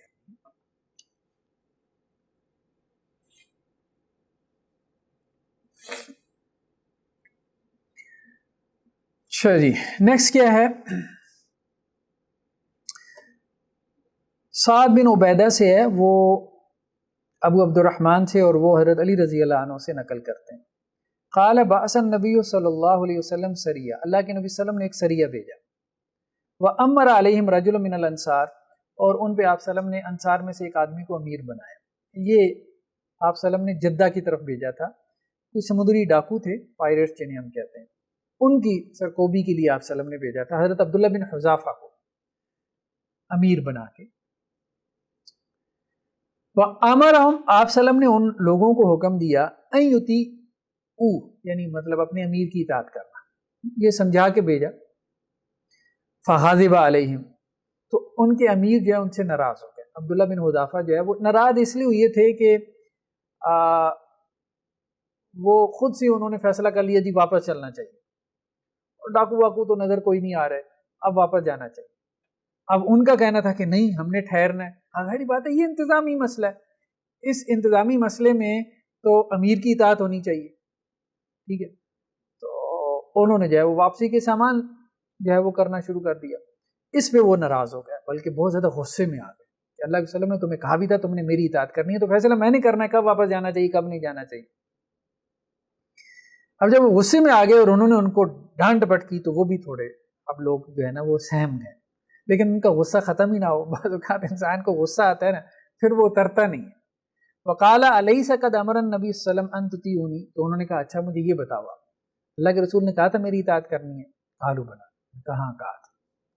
قال قد عزمت علیکم، تو کہنے لگے کہ اب میں تمہیں حکم دے رہا ہوں. لما جمعتم حطبا، کہ ذرا لکڑیاں اکٹھی کرو، وہ قد تم نارا، اور آگ جلاؤ، ثم دخلتم فیہا، پھر اس آگ میں کود جاؤ. جب انہوں نے انہیں ڈرا دیا نا، پہلے تو وہ ظاہری بات ہے کہ وہ الجھ رہے تھے، جب انہوں نے واز کیا اور ڈرایا اور سمجھایا تو وہ ڈر گیا. جب ڈر گئے تو اب یہ اور چڑھائی کرنا شروع ہو گیا. تو فجمعوا حطبا، تو انہوں نے ایندھن اکٹھا کیا. فوقدوا نارا، اب آگ جلا دی. فلما هموا بالدخول، جب وہ اس میں کودنے لگے، فقام ينظر بعضهم الى بعض، اب ایک دوسرے کو دیکھنے لگے کہ یار کیا کریں. قال بعضهم، تو ایک نے کہا انما تبعنا النبی صلی اللہ علیہ وسلم فرارا من النار، وہ کہنے لگے یار ہم اللہ کے رسول وسلم کے پیچھے تو اس لیے آئے ہیں کہ آگ سے بچ سکیں. تو آپ وسلم کی پیروی تو ہم نے اس لیے کی ہے کہ آگ سے بچ سکیں، اس لیے نہیں کی کہ ہم آگ میں داخل ہوں. تو افا ندخلها، تو کیا پس ہم اس آگ میں داخل ہو جائیں. فبینما هم كذلك، تو وہ یہ باتیں کر رہے تھے، اذ خمدت النار، تو آگ بجھ گئی. وسکن غضب، اور اتنے میں حضرت عبداللہ بن حذافہ کا غصہ بھی ٹھنڈا ہو گیا. فذکر للنبی صلی اللہ علیہ وسلم، اور اللہ کے نبی صلی اللہ علیہ وسلم کے سامنے اس کا ذکر ہوا، اس واقعے کا. فقال آپ نے فرمایا لو دخلوا، اگر وہ آگ میں داخل ہو جاتے، ما خرجوا منها ابدا، کبھی بھی اس سے نہ نکلتے. بہت بڑی بات ہے، کبھی بھی اس آگ سے نہ نکلتے. تو انما الطاعۃ فی المعروف، امیر کی اطاعت تو معروف میں ہے. تو وہ پیر صاحب کی اطاعت میں اگر ایک دفعہ داخل ہو گیا نا اللہ کی نافرمانی میں، پھر وہ آگ میں ایسا داخل ہوا کہ دوبارہ نہیں نکلے گا، دوبارہ نہیں نکلے گا. اللہ کی نافرمانی میں جو واضح نافرمانی ہے، سری نافرمانی ہے، ٹھیک ہے، اس میں کسی کی اطاعت نہیں ہے. وہ پیر ہو، وہ امام ہو، وہ فقیہ ہو، وہ کوئی حکمران ہو، وہ کوئی خلیفہ ہو، جو مرضی ہو، کسی کی کوئی اطاعت نہیں. سری نافرمانی، لیکن نافرمانی سری ہونی چاہیے. ہم نے کہا وہ انتظامی معاملات میں نہیں، یا وہ معاملات جن میں کوئی اختلاف ہو جاتا ہے. جب جیسے چاند دیکھنے کا مسئلہ ہے، آپ اس میں کہیں کہ نہیں بھائی اب میں تو جو ہے نا وہ حدیث کے اوپر عمل کروں گا، مجھے تو چاند نظر ہی نہیں آیا. جب تک نظر نہیں آئے گا میں نے چاہے وہ روزہ رکھنا ہے کوئی بھی ہاں جہاں اس کے برعکس ہو، مطلب کسی نے واقعی اپنی آنکھوں سے چاند دیکھ لی ہے لیکن حکومت کا فیصلہ ہے کہ تاکید نہیں ہے، تو وہ بھی اطاعت ہی کرے گا. ہاں وہ بھی اطاعت، اپنی آنکھوں سے چاند دیکھ، ہاں وہ بھی اطاعت کرے گا، اعلان نہیں کرے گا، اعلان نہیں کرے گا، رائے کے طور پہ پیش کرتا ہے. آگے حدیثیں آ رہی ہیں، حدیثیں آ رہی ہیں. مطلب اعلان نہیں کرے گا، مطلب تو وہ روزہ نہ رکھے، کیا ہوگا؟ دیکھیں نا اگر اس نے چاند دیکھ لیا نا تو وہ روزہ نہ رکھے، ٹھیک ہے، وہ روزہ نہ رکھے لیکن اس کا اعلان نہ کرے. ہاں گواہی پہنچا دے، جن تک گواہی پہنچائی جاتی ہے ان تک پہنچا دے، ٹھیک ہے، لیکن اپنی عید نہ منائے. دیکھیں ایک آگے سوال آ رہا ہے، بڑا گہرا نقطہ جو ہے امام بخاری نے اٹھایا ہے، بہت اہم نقطہ ہے. انہوں نے کہا، اب دیکھیں اس زمانے میں بھی یہ مسائل اٹھتے تھے کہ قاضی جو ہے اس نے کسی کو زنا کرتے دیکھ لیا، اب اس کی عدالت میں مقدمہ آ گیا، کیا وہ اس پہ حد نافذ کر سکتا ہے؟ گواہ نہیں ہے۔ قاضی نے چوری کرتے ہوئے دیکھا ہے چور کو، گواہ نہیں ہے دو، کیا وہ حد نافذ کر سکتا ہے؟ نہیں کر سکتا۔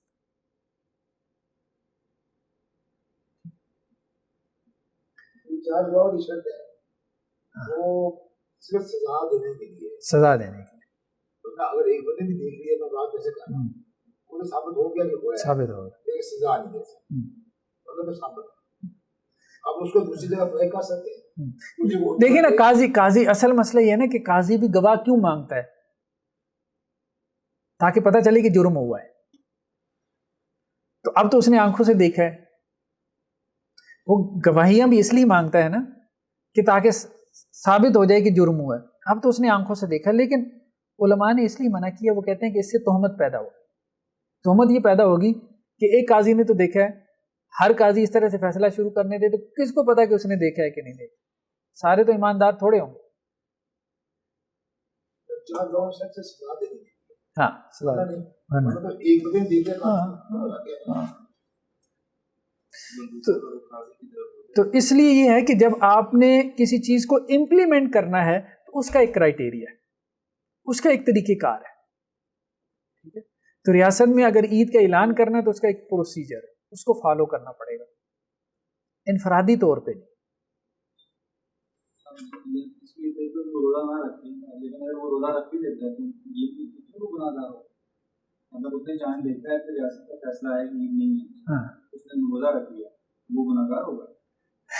اس پہ آگے چل کے بحث کرتے ہیں، یہ مسئلہ گہرا مسئلہ ہے، اس پہ آگے چل کے بحث کرتے ہیں۔ شریف صاحب نے دیکھا چار گواہ میرا اگر ایک گواہ بھی ہے تو یہ تو ہو سکتا ہے کہ وہ مطلب عہدے پر ہے، اس کے بہت سے پتہ لگ گیا کہ ثابت ہو گیا کہ ایک نے دیکھا اور سچ بول رہا ہے، اسے اس عہدے سے ہٹا سکتا ہے۔ یہ شریف صاحب عہدے سے ہٹا سکتا ہے، عہدے سے بالکل صحیح، ہاں بالکل صحیح، لیکن شریف صاحب دے گا تو وہ سزا نہیں دے گا، عہدے سے ہٹا دے گا۔ ہاں لے لیں چاہے لے لیں، بالکل آپ صحیح کہہ رہے ہیں کہ عہدے سے ہٹا سکتا ہے، ٹھیک ہے، ہاں شرعی سزا جو ہے نا اس کے لیے کرائیٹیریا شرط ہے۔ مثلا کسی نے جو ہے حکمران نے اپنے ماتحت کو دیکھا کہ وہ کرپشن کر رہا ہے، ٹھیک ہے، اس نے بیت المال میں سے چوری کی ہے، ٹھیک ہے، تو وہ اس پہ سزا نافذ نہیں کرے گا، یعنی حد، چوری کی حد، جب تک گواہیاں نہ ہوں، لیکن اس کو عہدے سے ہٹا سکتا ہے، وہ بات ٹھیک۔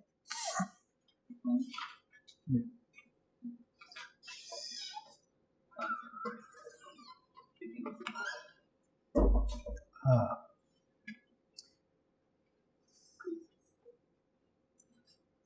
حضرت عبد الرحمن بن سامورہ سے ہے کہ اللہ کے نبی صلی اللہ علیہ وسلم نے فرمایا، اے عبد الرحمن بن سامورہ، لا تسأل الامارہ، نہیں اسلاف میں یہ رائے نہیں ہے، اسلاف میں دو آراء ہے، ایک تو یہ عام رائے تو یہ ہے کہ اس سے مراد حکمران ہے، دوسری رائے میں بعض لوگوں نے علماء کو بھی دی ہے، اہل علم کو، لیکن میرے خیال میں وہ بھی ٹھیک نہیں ہے۔ اصل میں اولو الامر کا لفظ جو ہے نا، یہ امر کا لفظ بتاتا ہے کہ اس سے علماء عمراء نہیں ہیں، بھلے مفتی کی نہ،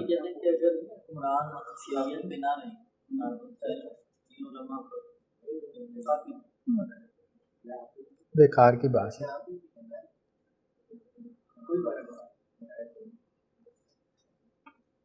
اصل میں لوگوں نے جو ہے نا جو اطاعت واجب تھیں وہ چھوڑ دیں، جو اطاعت مباح بھی نہیں تھی ان کو واجب بنا لیا،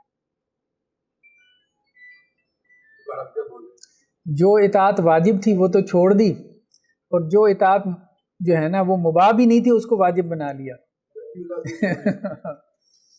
مطلب جو اطاعت مباح بھی نہیں تھی اس کو بھی واجب بنا لیا۔ اب آپ دیکھیں بیوی کی اطاعت وہ بھی واجب بنائی۔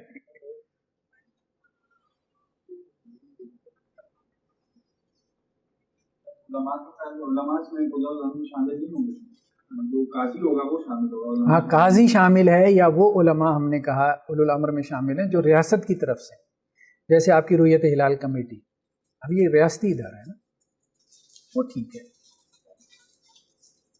باقی ایسا ہے کہ وہ ایک رائے دے گا. ہاں وہ ایک رائے دے گا ظاہری اس کا احترام مرتبے کی وجہ سے بھی ہوگا اور نہیں آپ کہیں کہ ان کو معلوم ہے مجھے نہیں معلوم تھا اس پر عمل کریں. فَاسْأَلُوا أَهْلَ الذِّكْرِ إِن كُنتُمْ لَا تَعْلَمُونَ. اہل علم سے پوچھ لیا کرو. اہل علم جو ہے نا جو بات دیتے ہیں وہ فتویٰ ہوتا ہے. فتوے میں اور قضا میں فرق ہے. فتویٰ اس کی امپلیمنٹیشن نہیں ہوتی, قضا کی امپلیمنٹیشن ہوتی ہے. ٹھیک ہے نا. اب مفتی اگر فتویٰ دے گا طلاق ہوگی ہے, ٹھیک ہے, وہ امپلیمنٹ نہیں ہوگا نہ اس کے پاس اتھارٹی ہے. امپلیمنٹ تو وہ کرتا ہے جس کے پاس اتھارٹی ہو. ہاں قاضی اگر کہے گا وہ نافذ ہوگا, بھلے وہ غلط بھی ہو, وہ نافذ ہوگا. اس کی امپلیمنٹیشن ہوگی, ان میں سپریشن کروا دی جائے گی.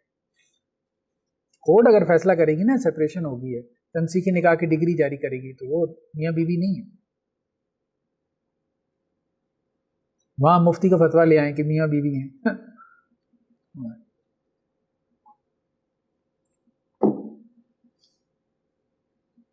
اس کی وجہ یہ ہے کہ جب تک قاضی کا فیصلہ نافذ نہیں ہوگا تو ڈسپیوٹ ختم ہی نہیں ہوگا. تو اس لیے وہاں پہ امپلیمنٹیشن رکھی ہے. کہیں نہ کہیں جا کے تو آپ کو ڈسپیوٹ ختم کرنا ہے نا.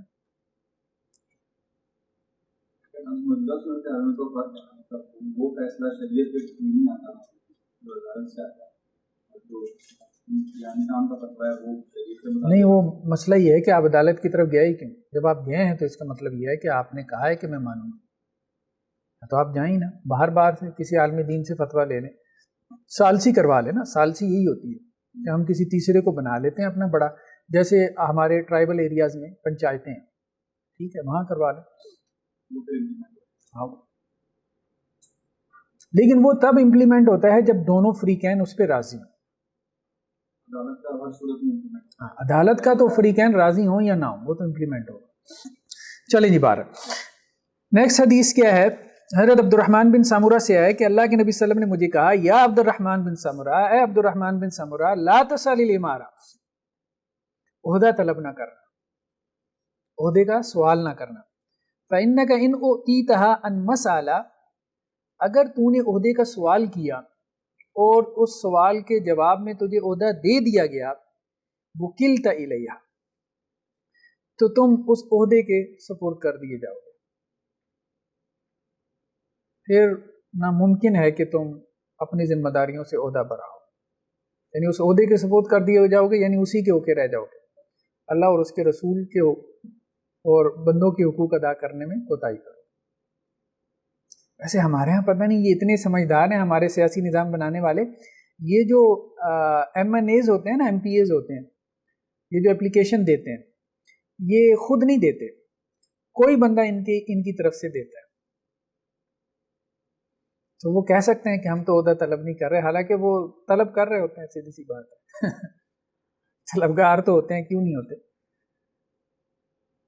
وَإِنْ أُؤْتِيتَهَا عَنْ غَيْرِ مَسْأَلَةٍ, ہاں اگر تو نے سوال نہیں کیا اور تجھے عہدہ دے دیا گیا, وَإِنْ تَعْلَيَّ, پھر تیری مدد کی جائے گی اللہ کی طرف سے.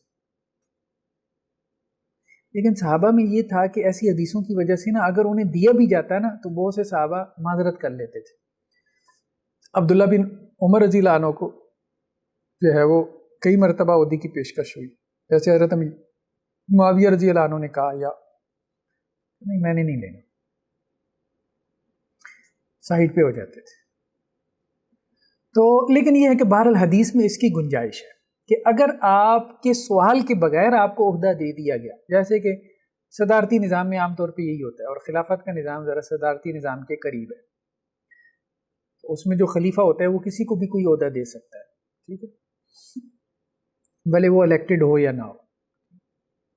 تو اگر بغیر سوال کے عہدہ دے دیا گیا تو پھر اس کو قبول کر لو, اس میں اللہ تعالیٰ تمہاری مدد کرے. لیکن اگر تم عہدے کے طلبگار تھے جیسا کہ آج کل ہے, اور اس کے سوالی تھے, پھر نہیں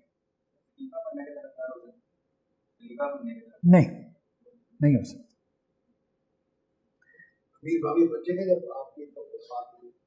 جی نہیں, ان کی ایج میرے خیال میں کوئی ہوگی, کوئی 17 سال کے, ہاں 17-18 سال. جی.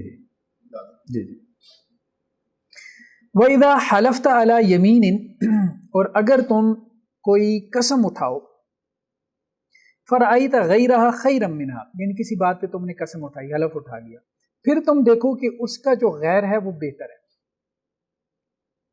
ٹھیک ہے، یعنی جس بات پہ تم نے قسم اٹھائی ہے وہ بات اچھی نہیں تھی،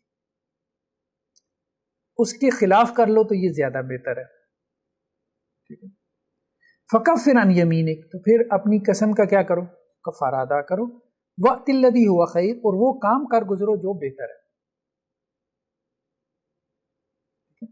جیسے عربوں میں ہوتا تھا، رشتہ داروں میں جو ہے عام طور پہ ہے، اب میں تمہارے ساتھ جو ہے نا وہ اچھا نہیں کروں گا، اب اللہ کی قسم میں تمہارے ساتھ بھلائی نہیں کروں گا، اب ظاہری بات ہے کہ جس بات پہ اس نے قسم اٹھائی ہے یہ بات اچھی تو نہیں، اب قسم کا کفارہ دے اور ریلیٹیوز کے ساتھ بھلائی کرے، اللہ کی قسم میں تیرے ساتھ بات نہیں کروں گا، ٹھیک ہے، اب قسم کا کفارہ دے اور اپنے بھائی کے ساتھ بات کرے۔ تو یہ قسمیں جو اٹھا لیتے ہیں اس بات پہ، قطع تعلقی پہ عام طور پہ قسمیں اٹھائی جاتی ہیں نا، تو وہ قسمیں توڑ دے اور جو بہتر ہے یعنی صلہ رحمی وہ کرے، یہ مراد ہے حدیث۔ سے یہ مراد لی جا سکتی ہے کہ اگر تم رمضان مل جائے اور پھر تمہیں لگے کہ بہتر نہیں ہے میرے لیے، ٹھیک ہے وہ بھی مراد ہے، لیکن یہاں تو خیر وہ حلف ہے نا، حلف مراد ہے۔ وہ جو ہم میں پڑھے تھے صحابہ کی آپس میں وغیرہ، اس میں بھی جیسے تو نہیں جوڑیں گے، لیکن جیسے وہاں بھی آ کے مطلب کا کون ہونا چاہیے، تو وہ صرف حالات کی وجہ سے کہ حالات میں یہ کرنا چاہیے، تو صحابہ اپنے آپ کو پیش کر رہے ہیں میری بات کی ہے، اس وجہ سے کہ اور آپشن کے نزدیک میں، ہاں ایسے مصلیت جب مقصود ہو نا، جب مصلیت سامنے ہو تو پھر جیسے حضرت یوسف علیہ السلام نے اپنے آپ کو پیش کیا تھا، ٹھیک ہے، عہدے کے لیے پیش کیا تھا، اجعلنی علی خزائن الارض، بادشاہ سے کہا تھا نا مجھے آپ زمین کے خزانوں پہ، یعنی وزیر خزانہ کہہ دیں، مقرر کر دیں، تو مصلیت اگر پیش نظر ہو اور کوئی بندہ اس اہل بھی ہو اور اپنے آپ کو عہدے کے لیے پیش کر دے تو اس کی گنجائش نکلتی ہے، لیکن فی زمانہ تو اب سارے نااہل اپنے آپ کو عہدوں کے لیے پیش کر رہے ہوتے ہیں، بلکہ پیش کیا کر رہے ہوتے ہیں، لڑ مر رہے ہوتے ہیں چھیننے کے لیے اس کو جو ہے وہ انہوں نے دوسروں کی زندگی اجیرن کی ہوتی ہے۔ اب تو بہت ہی بری صورتحال ہے نا، اب تو بہت صورت ہے، وہ تو پھر یہ ہے کہ چلیں کم از کم سوال کر لے یا پیش کر دے اپنے آپ کو، وہ پیش کرنے میں پھر ایک وقار ہے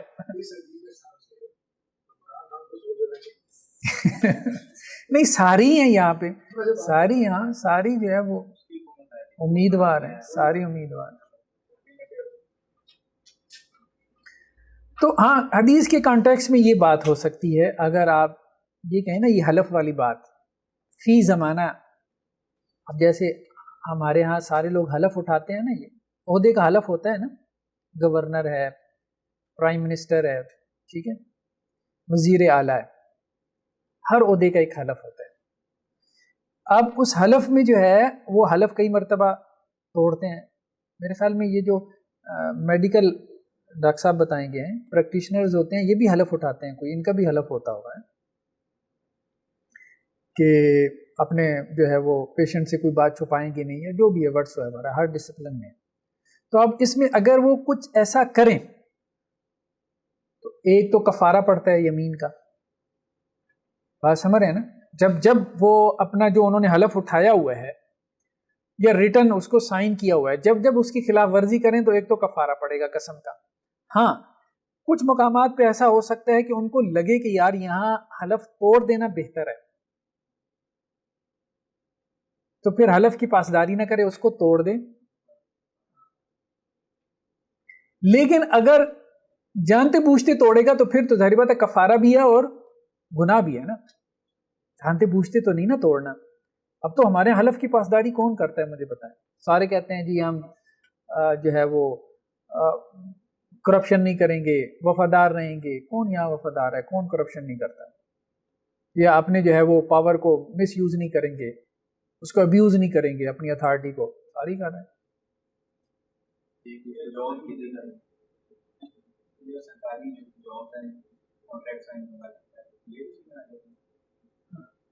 حلف ہے نا وہ ایک طرح سے، بالکل ایسے قریش میں رہے گا۔ ہاں یہ جب انصار نے کہا کہ ہمارے ایک جگہ ہے کہ بڑا ہو گیا، उनको ये दूसरों को पता नहीं होगा। हाँ नहीं, उन्हें नहीं है, उन्होंने ये आपको बताया गया, उनको बताया गया, बिल्कुल ऐसे उन्हें तो मान बिल्कुल ऐसे। स्टाम्प पेपर में हाँ अगर वो लिखा हुआ है बयान हल्फी तो जाहिर बात है वो हल्फ है, और आमतौर पे लिखा होता है बयान हल्फी। हाँ हाँ हाँ हल्फी है। एक और बात इस्लाम वाला तो वहाँ पे उसको इस तरह देख सकते हैं कि पीछे ऐसे में वो बादशाह ने कहा था कि वहाँ उसने मकीन भी कह दिया, अमीन भी कह दिया, पूरा उन्होंने महसूस कर लिया कि मुद्दा तो दिया ही जा रहा है, यानी ये तो अंडरस्टूड है। तो फिर उन्होंने कहा अच्छा अगर कोई वाला देना तो ये वाला मेरे नज़दीक मेरे इस तरह देख सकते कि उन्होंने तलब नहीं किया। हाँ नहीं, वो तो एक तारीफी कलिमात है ना। मकीन और अमीन से मुराद ये है कि आप एक तो अमानतदार हैं और दूसरा ये कि हमारे यहाँ आपको जो है ना एक मुकाम और मर्तबा हासिल होगा। वो मुकाम और मर्तबा ज़रूरी नहीं ओहदे की हैसियत से हो, ठीक है। तो इंसान किसी के यहाँ वैसे ही मकीन हो सकता है, मेहमान के तौर पे भी हो सकता है, तो उससे बात नहीं निकाली जा सकती। सही बात यही है कि अगर कोई अहल हो और ज़रूरत हो तो वो अपने आप को पेश कर सकता है, लेकिन हम ये कह रहे हैं ना अब तो वो पेश करने वाली भी बात नहीं है। वो जो पेश करना था वो भी एक वकार के साथ था ना। अब तो लोग हाँ अल्लाह ताला का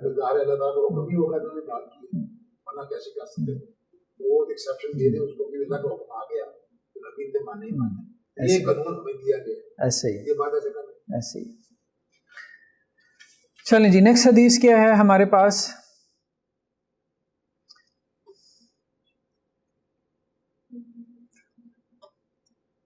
हज़रत अबू हुरैरा से है, वो अल्लाह के नबी सल्लल्लाहु अलैहि वसल्लम से नकल करते हैं कि आप सल्लल्लाहु अलैहि वसल्लम फरमाए इन्नकुम सतारिसून अलल इमारा, अनकरीब तुम हुकूमती ओहदों का लालच करोगे, उसकी हिर्स करोगे, और वही हो रहा है।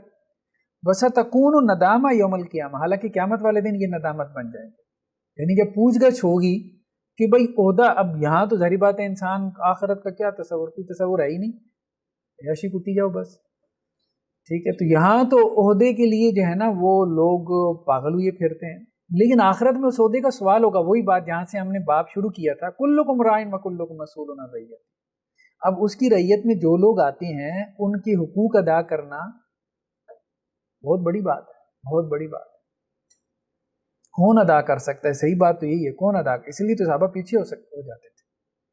अगर अल्लाह ताला ने यही सवाल कर लिया किसी वजीर आला से, किसी वजीर आजम से, इतने लोग भूख से मर गए थे, ठीक है, इतने लोग जो है वो बीमारी की वजह से मर गए थे, और तुम इतने इतने अरबों की करप्शन कर रहे थे, और तुम फलां फलां मोहल्लात में रह रहे थे, इतनी आसाइश में थे, मुमकिन ही नहीं है, मुमकिन ही नहीं। अब देखें ना फी ज़माना, चलें उस वक्त तो फिर लोगों की तादाद इतनी नहीं थी, 22 करोड़ आवाम। कोई हज़रत उमर की तरह गश्त भी करेगा तो बेचारा क्या करेगा है?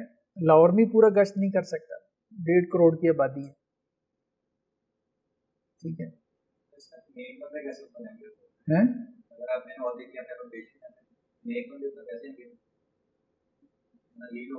इसलिए नेक बंदे अलहदा होते रहे ना साइड पे ही रहे, घबराते रहे। असल बात ये है कि ये चीज ऐसी है, नेक भी जब आए हैं ना झगड़ा पैदा हो गया, सही बात, झगड़ा पैदा हो गया। तो इसलिए ये है कि दीनी मामला चल रहे हैं, उसकी बात हो रही है, आते हुआ है हमारा यहाँ ये हकीकत में ना ही हो ये खिलाफत है, अल्लाह ताला का उनको मुनाफत करना है, ये अल्लाह का बोलना पड़ता है। ये लोग अपना ही काम कर रहे हैं, कर रहे हैं, अपनी रोटी पानी का चक्कर चलाने में।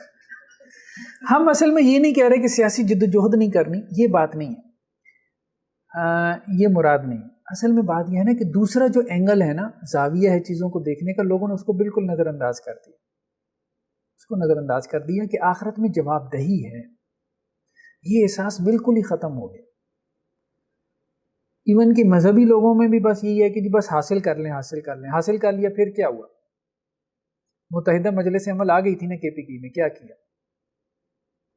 असल बात जवाबदेही का एहसास जो है ना जब तक नहीं होगा तो मजहबी लोग भी ऊपर आ जाएंगे ना, फ़ायदा नहीं होगा, कोई फ़ायदा नहीं।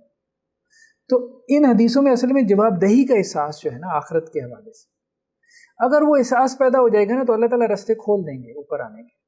ابھی تو بات یہ ہے کہ لڑ مار کے اوپر آ رہے ہیں. جب لڑ مار کے اوپر آتے ہیں تو پھر وہ اسلام کے لیے کم کرتے ہیں, اپنے لیے زیادہ کرتے ہیں.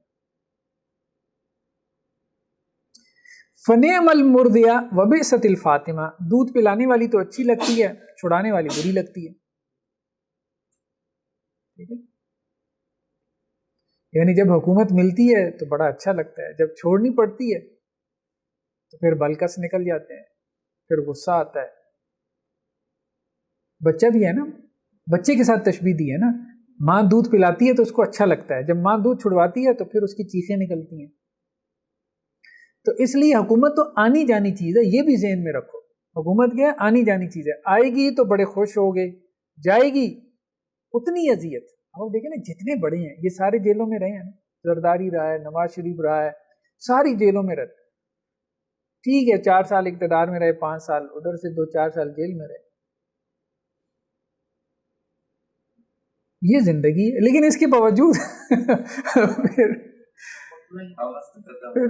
ہاں ساری اب دیکھیں ایسی ہے. جو بھی آتا ہے اب دوسری پارٹی اس کے اوپر مقدمے بنائے گی. اب یہ ان کو حکومت ملی ہے نا, اب ان دوسروں پہ, عمران خان والی پارٹی پہ شروع ہو گئے ہیں مقدمے. رانا ثناء اللہ اندر رہا ہے, اب وہ ان کو اندر کرے گا, شیخ رشید کو. سیدھی سی بات ایسی ہے.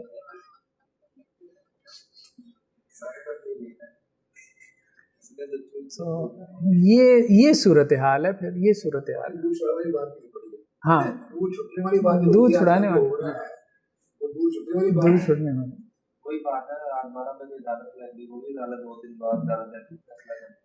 تو یہ تو آنا جانا لگا رہنا ہے. کبھی دودھ ملے گا بھائی, کبھی نہیں ملے گا, بس یہی. ہاں اس سے چھوٹنی ہے, یہ نہیں سمجھ. اور اب تو یہ زیادہ ہو گیا نا, اس وقت تو چلیں پھر خلیفہ تھا, وہ مرتا تھا تو جان چھوڑتا تھا. اب کیا ہے, اب تو ظاہری بات ہے کہ تو حالانکہ اب یہ جو بنو امیہ کے تھے یا بنو عباس کے تھے, لوگوں کے اعتراضات ہوتے تھے, ان پہ بہت اعتراضات ہوتے تھے, لیکن اس کے اور ایک دوسرے کے خلاف وہ خروج کی اور انقلاب کی کوشش بھی کرتے رہتے تھے. لیکن اس کے باوجود خلیفہ کی وفات کے ساتھ ہی وہ اگلا آتا تھا. لیکن اب تو یہ ہے ہی 5 سال کا سارا سلسلہ ہے ہی 5 سال کا. لیکن وہ 5 سال کے لیے بھی لوگ جو ہے نا, وہ چلیں وہ تو عمر بھر کے لیے جو ہے وہ لڑتے مرتے تھے, یہ تو 5 سال کے لیے. ہاں اچھا یہ بھی ہے, 5 سال کسی نے نہیں پورے کیے ہیں, بس ایسا ہی ہے. لیکن پھر ہم وہی بات کر رہے ہیں کہ اس سے ہم یہ نہیں کہہ رہے کہ جی جو لوگ سیاسی جد و جہد کر رہے ہیں تو وہ غلط کر رہے ہیں یا یہ ہونی نہیں چاہیے. ہم صرف یہ کہہ رہے ہیں کہ ایک یہ زاویہ ہے جو نظر انداز ہو جاتا ہے, آخرت کی جواب دہی, آخرت کی جواب دہی. یعنی کچھ صحابہ نے جیسے نا یہ کوشش کی, جیسے عبداللہ بن زبیر نے پیرالل خلافت قائم کی نا بنو امیہ کے دور میں, وہ اسی بنیاد پہ کہ شرعی لوگ جو ہے وہ آ جائیں گے تو بہتر ہے کہ ہم آئیں. تو اگر کوئی اس طرح سے سیاسی جدوجہد کر رہے, ٹھیک ہے, ہم اس کا معاملہ اللہ پہ چھوڑ دیں, لیکن پھر بھی ان حدیثوں کی وجہ سے جوابدہی کا احساس جو ہے وہ رہنا چاہیے. حضرت ابو موسیٰ سے ہے, قال دخلت علی النبی صلی اللہ علیہ وسلم انا ورجلان من قومی, کہ میں اور میری قوم یعنی قبیلے کے 2 لوگ آپ صلی اللہ علیہ وسلم کے پاس آئے. فقال احد الرجلین, تو ایک بندے نے کہا امرنا یا رسول اللہ, اللہ کے رسول ہمیں آپ حکمران بنا دیں, یعنی کوئی عہدہ دے دیں. وقال الاخر مثلہ, دوسرے نے بھی یہی کہا, مطلب وہ گورنر ہی دے دیں. یہ فقال آپ صلی اللہ علیہ وسلم فرمایا انا لا نولی ھذا من سألہ, اس کو تو ہم بالکل حکمرانی نہیں نہ دیتے جو سوال کرے, تو تم نے کر لیا تمہیں تو بالکل نہیں دینی. ولا من حرس علیہ, اور جو حکمرانی کا حریص ہو اس کو بھی نہیں دینی. کرائٹیریا یہی ہے بیسیکلی, اسلامی ریاست میں کرائٹیریا یہی ہوگا. اب تو خیر وہ ریاست نہیں ہے نا, اسلامی ریاست میں حرص اور لالچ نہیں ہوگی. جو لالچ کرے گا اس کو نہیں دیا جائے گا, اس کو دیا جائے گا جو بچنے کی کوشش کرے گا, جو جان چھڑانے کی کوشش کرے گا. حضرت عمر بھی اسی کو دیتے تھے نا جو جان چھڑاتا تھا گورنری سے, کیونکہ اس کے اندر جواب دہی کا احساس تھا, اس کو وہ پھر کیا حقوق کے گورنر لگاتے تھے. تو یہ معاملہ مطلب اس طرح سے ہونا چاہیے اسلامی ریاست, آئیڈیل سچویشن میں.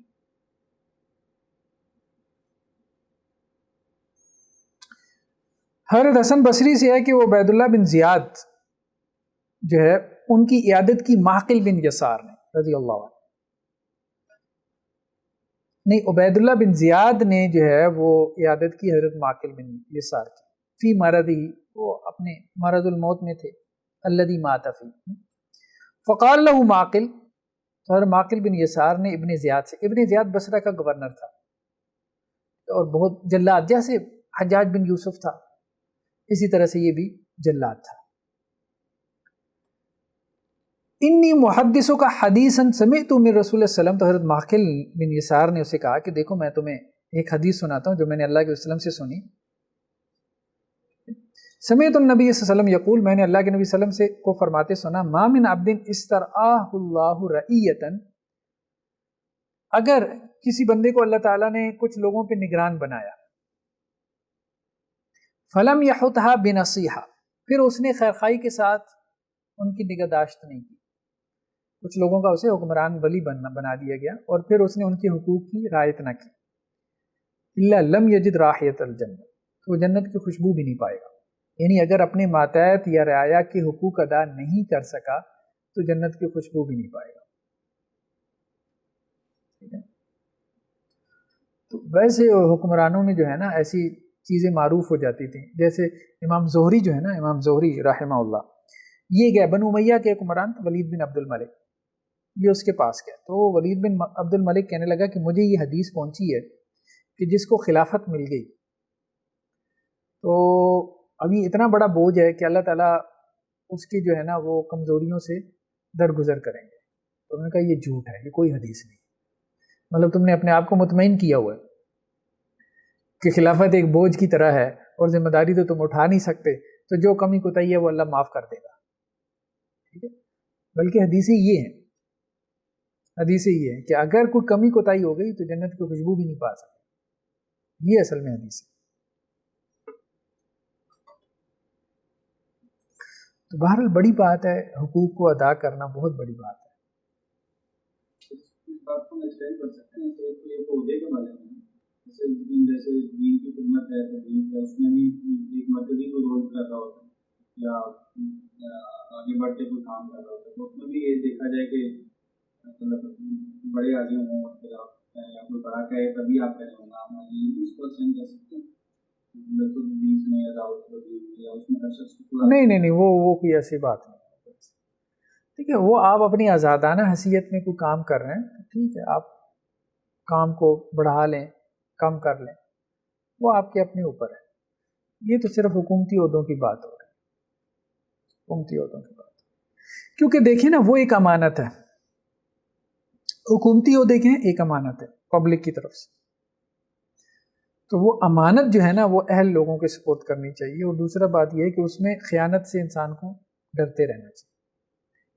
باقی آپ خود سے کچھ بن گئے، موٹیویشنل اسپیکر بن گئے، عالم دین بن گئے، مفتی بن گئے، کریں جتنا آپ کر سکتے ہیں، اس میں کوئی ایسا ایشو نہیں کہ کسی بڑے کی اجازت ہو، وہ جیسے وہ پیروں کے سلسلوں میں ہوتا ہے نا کہ وہ اجازت دیں، خلیفہ مجاز، اسے کہتے ہیں خلیفہ مجاز، تو وہ اجازت دیں تو پھر آگے آپ تربیت کر سکتے ہیں، ان باتوں کی کوئی شرعی حیثیت نہیں، یا استاد اجازت دے تو آپ آگے پڑھا سکتے ہیں، کوئی حیثیت نہیں۔ ہاں اپنے طور پہ کوئی اپنے استاد کے احترام میں ایسا کر لے تو چلے گا۔ خلیفہ مجاز اس کو اجازت دی گئی ہے، مطلب پیر صاحب نے اجازت دی ہے کہ یہ آگے بیعت لے سکتا ہے، اس کو خلیفہ مجاز کہتے ہیں۔ ہاں ایسے ہی ہوتا ہے، پیر صاحب ایسے ہی کرتے ہیں، اب تو اتنے ہزاروں میں خلیفہ مجاز پیدا ہونا شروع ہو گئے، کسی کو اجازت دی، اس کی کوئی ضرورت نہیں ہے، اس کی کوئی ضرورت نہیں، ہم یہی بات کر رہے ہیں نا، اس کی کوئی ضرورت نہیں ہے ایسی اجازتوں کی، نہ شریعت نے کہا ہے کہ یہ سلسلہ جو ہے وہ چلایا جائے، ٹھیک ہے؟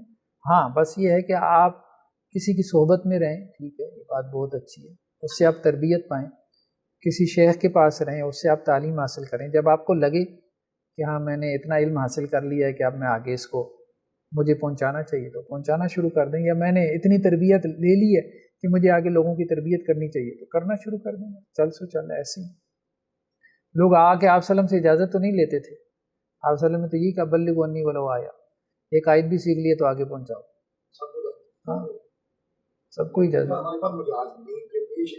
مجاز مجاز میم کے اوپر زبر ہے، جسے جو ہے وہ اجازت دی گئی.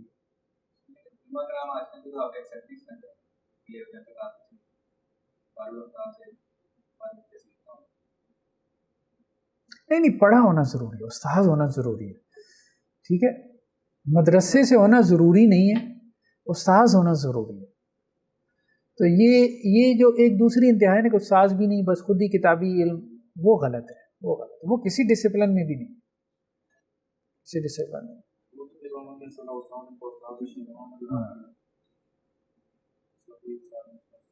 تو ایک اور روایت میں حضرت حسن بصری سے کہ ہم حضرت معقل بن یسار کے پاس ان کی عیادت کے لیے آئے تو عبید اللہ بن زیاد آیا، بصرہ کا گورنر. تو حضرت معقل بن یسار نے اسے کہا کہ میں تمہیں ایک حدیث سناتا ہوں جو میں نے اللہ کے وسلم سے سنی.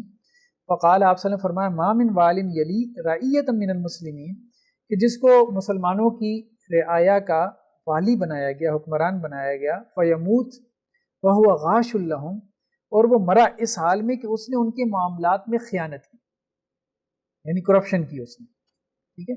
الا حرم اللہ علیہ الجنہ، اللہ اس پہ جنت حرام کرا دے گا. کرپٹ جو حکمران ہے نا، جس کے پاس کوئی بھی عہدہ ہے اور اس نے کرپشن کی ہے، اس پہ جنت حرام ہے، سادہ سی بات. اب کتنے لوگ جنت میں جائیں گے جن کے پاس عہدے ہیں، اس سے اندازہ لگا. ٹھیک ہے. اس لیے قرآن نے یہ جو کہا نا کہ ان تعدوا الامانات الی اہلھا، یہ جو عہدے ہیں یہ امانت ہے، اللہ کی طرف سے بھی اور پبلک کی طرف سے بھی، تو اہل لوگوں کو دو. ہاں میں سرکاری ادارے میں کام کرتا ہوں، میرے ساتھ والے ایسے کرپشن کر رہے ہوتے، وہ جسٹیفائی کر رہے ہوتے اس طرح کرتے کہ ہم غلط کام کوئی نہیں کرے، ٹھیک کام نہیں کرے، وہ ہمیں دے دیتے ہیں. کرپشن ہے. جس چیز کی آپ نا تنخواہ لے رہے ہیں نا، وہاں آپ اگر کوئی اضافی طور پہ لیں گے نا تو وہ رشوت ہے، بھلے اس کو کچھ بھی نام دے دیں، تحفہ دے دیں، ہدیہ دے دیں، ٹھیک ہے. وہ آگے حدیثیں آ رہی ہیں، وہ بھی حدیثیں آ رہی ہیں، وہ بھی حدیثیں آ رہی ہیں. اور ظاہری بات ہے کوئی کیوں آپ کو تحفہ دے گا. ایک دفعہ یونیورسٹی میں ایک اسٹوڈنٹ جو ہے نا وہ کینڈیز کا پیکٹ لے آیا. میں سر اپنے گاؤں گیا ہوا تھا تو وہ کینڈیز، تو ویسے ہی میں نے کہا کہ میں دیکھ تو لوں، مجھے ایسی ہو گیا نا پتہ نہیں کیوں اس کو اتنی محبت کیوں چڑھی ہے. تو میں نے دیکھا وہ شارٹ اٹینڈنس تھا مطلب اس کی اٹینڈنس شارٹ تھی. اس نے مجھے کہا نہیں لیکن میرے ذہن میں ایسی خیال آیا، میں نے کہا اس کو دیکھوں تو صحیح، تو وہ دیکھا کہ اس کی اٹینڈنس شارٹ تھی. یار بہرحال وہ میں نے پھر جا کے کلاس میں بانٹ دی کینڈیز. تو کہنے کا مقصد یہ ہے کہ وہ اگرچہ اظہار نہیں بھی کر رہا تو اسے آپ سے کوئی نہ کوئی کام ہے، ٹھیک ہے. تو وہ تحفہ نہیں لے کے آیا.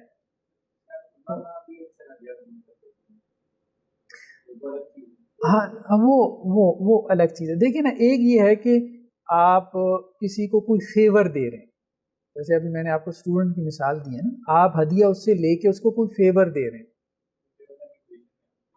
وہ فیور دینے کی پوزیشن میں بھی ہے، اس کے پاس اتھارٹی بھی ہے. ایک یہ ہے کہ ہم آپس میں جیسے قرآن نے، اللہ کے وسلم نے کہا تہادو تہابو، ایک دوسرے کو ہدیہ دو، اس سے محبت بڑھتی ہے. ٹھیک ہے، آپ دوستوں میں دیتے ہیں، ریلیٹیوز میں دیتے ہیں، تو آپ علماء کو دے دیں تو کوئی حرج نہیں. ہاں آپ نے اگر اس سے کوئی فتویٰ لینے کے لیے اس کو دیا، ٹھیک ہے، تو پھر ظاہری بات ہے یہ رشوت ہے، آپ بھی گناہ گار ہیں، وہ بھی گناہ گار ہے. پھر تو قرآن نے کہا نا کہ باطل طریقے سے مال کھاتے ہیں علماء اور فقہا جو ہیں، پھر وہ باطل طریقے سے مال کھاتے ہیں.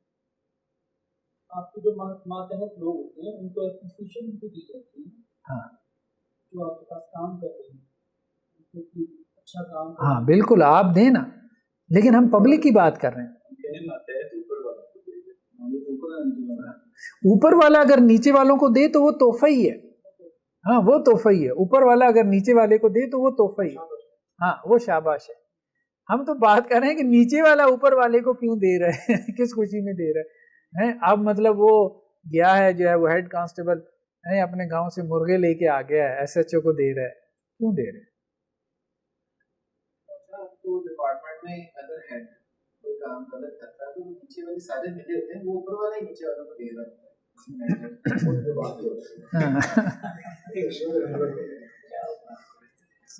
لیکن بہرحال لوگوں نے صحیح بات یہی ہے کہ رشوت کو نا حلال کیا ہوا ہے، حلال کیا ہوا ہے، حالانکہ یہ سری حرام ہے، سری حرام۔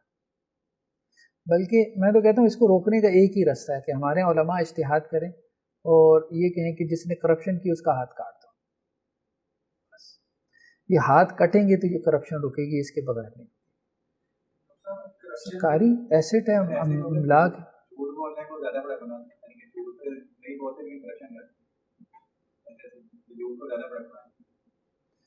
کرپشن کا بھی وہ چینج ہو گیا ہے، ایک ہے کہ آپ نے رشوت لے کے غلط کام کیا اور اپنے عہدے کا ناجائز فائدہ اٹھا لیا۔ میں کسی ڈپارٹمنٹ میں مجھے پتا ہے یہ چوک کے اندر سے اوور ہیڈ بریج گزرنے والا ہے، میں آپ کو کہہ دیتا ہوں کہ ایک بڑی جگہ یہاں خرید لیں، تو آپ نے خرید لی، فائدہ آپ نے لے لیا، تو اس چیز کو تو وہ کرپشن لے کے آتے ہیں۔ ہاں نہیں، یہ بھی خیانت ہے، یہ بھی خیانت ہے، بالکل خیانت ہے۔ اب ایک انفارمیشن میرے پاس ہے، مجھے پتا ہے کہ اس کا تعلق سے گورنمنٹ کے، یہ آپ صحیح کہہ رہے ہیں، بانٹتا پھر رہا ہوں، آپ کو بتاتا پھر کہ یہ پروجیکٹ تو رہنا ہے، تم ادھر آ جاؤ، اس طرح موو کر جاؤ، یا ادھر امپروو نہیں کر رہا ہے۔ جیسے وہ ایک صاحب بتا رہے تھے کہ یہ سٹیل مل والے یوں کرتے ہیں کہ اب قیمتیں بڑھ جائیں گی اگلے ہفتے، ٹھیک ہے، تو جو لوگ ان کے کانٹیکٹس میں ہیں بھائی مال اٹھا لو، اگلے ہفتے قیمتیں بڑھنے والی ہیں، یہ وہ کرپشن کر رہا ہے، سیدھی سی بات ہے، ٹھیک ہے، وہ فائدہ دے رہا ہے، ناجائز فیور دے رہا ہے، کرپشن، کیونکہ وہ سرکاری ہے نا، یا تو اس کا اپنے ابے کی فیکٹری ہو نا، پھر ٹھیک ہے، جو مرضی کرے، پھر جو مرضی کرے، جس کو مرضی کہے کہ جی بھائی قیمتیں بڑھنے والی ہیں۔ جب وہ سرکاری محکمے میں ہے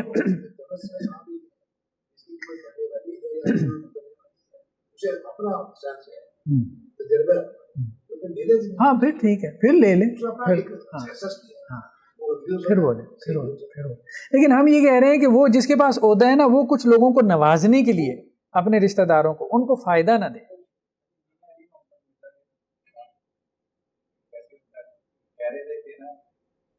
اگر آپ کو کرپشن ایسی ملتی ہے بغیر پوچھنے، اس سے بہتر ہے کہ آپ بالکل نہ لے کے بجائے کہ آپ لے لیں اور کسی لیے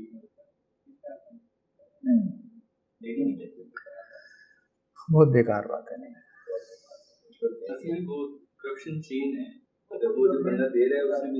دیکھیں، ایک علیحدہ بات ہے، وہ ایک علیحدہ مسئلہ ہے کہ جی آپ مجبور ہیں، آپ کو اپنا حق نہیں ملتا، آپ کا بجلی کا میٹر ہی نہیں لگتا، ٹھیک ہے، اب دینے والے پہ کیا ہے، وہ بیچارہ مجبور ہے۔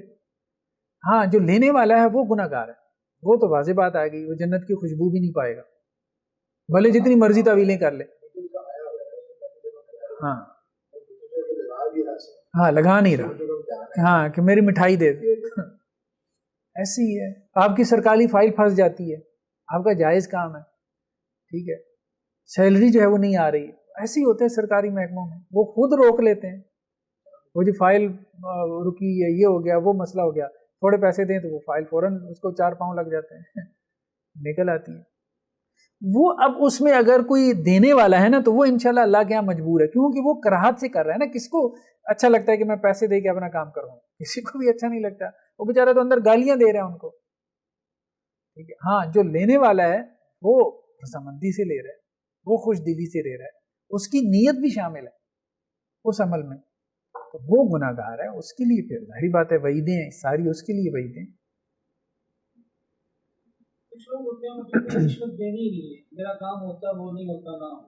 دیکھیں یہ عزیمت ہے، پھر اگر کوئی ایسا کرتا ہے تو ٹھیک ہے، لیکن اس میں اگر کوئی اپنے جائز حق کے لیے دیتا ہے نا، دیکھیں آپ کورٹ کچہری میں چلے جائیں، خواہ مخواہ کا آپ کے اوپر مقدمہ ہے، آپ جیل چلے جائیں گے، کیا کریں، جیل چلے بھی جائیں گے، پیچھے بچے آپ کے بھوکے مریں گے، تو بہت سے مسائل جڑی ہوئی ہیں ہمارے ہاں، پورا نظام ایسا ہے، اس نظام میں اگر کہیں کوئی بندہ مجبوری کی وجہ سے دے دیتا ہے تو ہم کہیں گے بھائی اللہ تعالیٰ آپ سے درگزر کرے گا، آپ سے درگزر کرے گا۔ ہاں لینا تو کسی صورت جائز نہیں ہے، لینے والا کہاں سے مجبور آ گیا، لینے والے کی کوئی مجبوری نہیں، زیادہ سے زیادہ کیا کریں گے، آپ کی ٹرانسفر کر دیں گے نا، تبادلہ کر دیں گے، اور کیا کریں گے، تو کروا لو بھائی، کروا،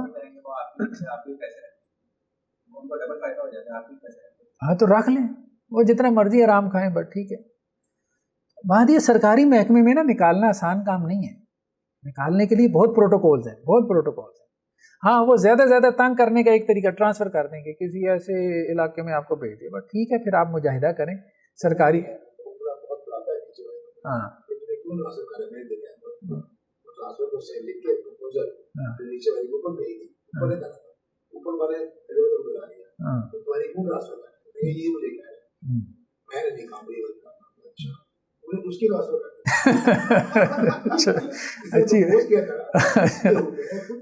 اچھا اچھا صحیح ماشاء اللہ اچھا آدمی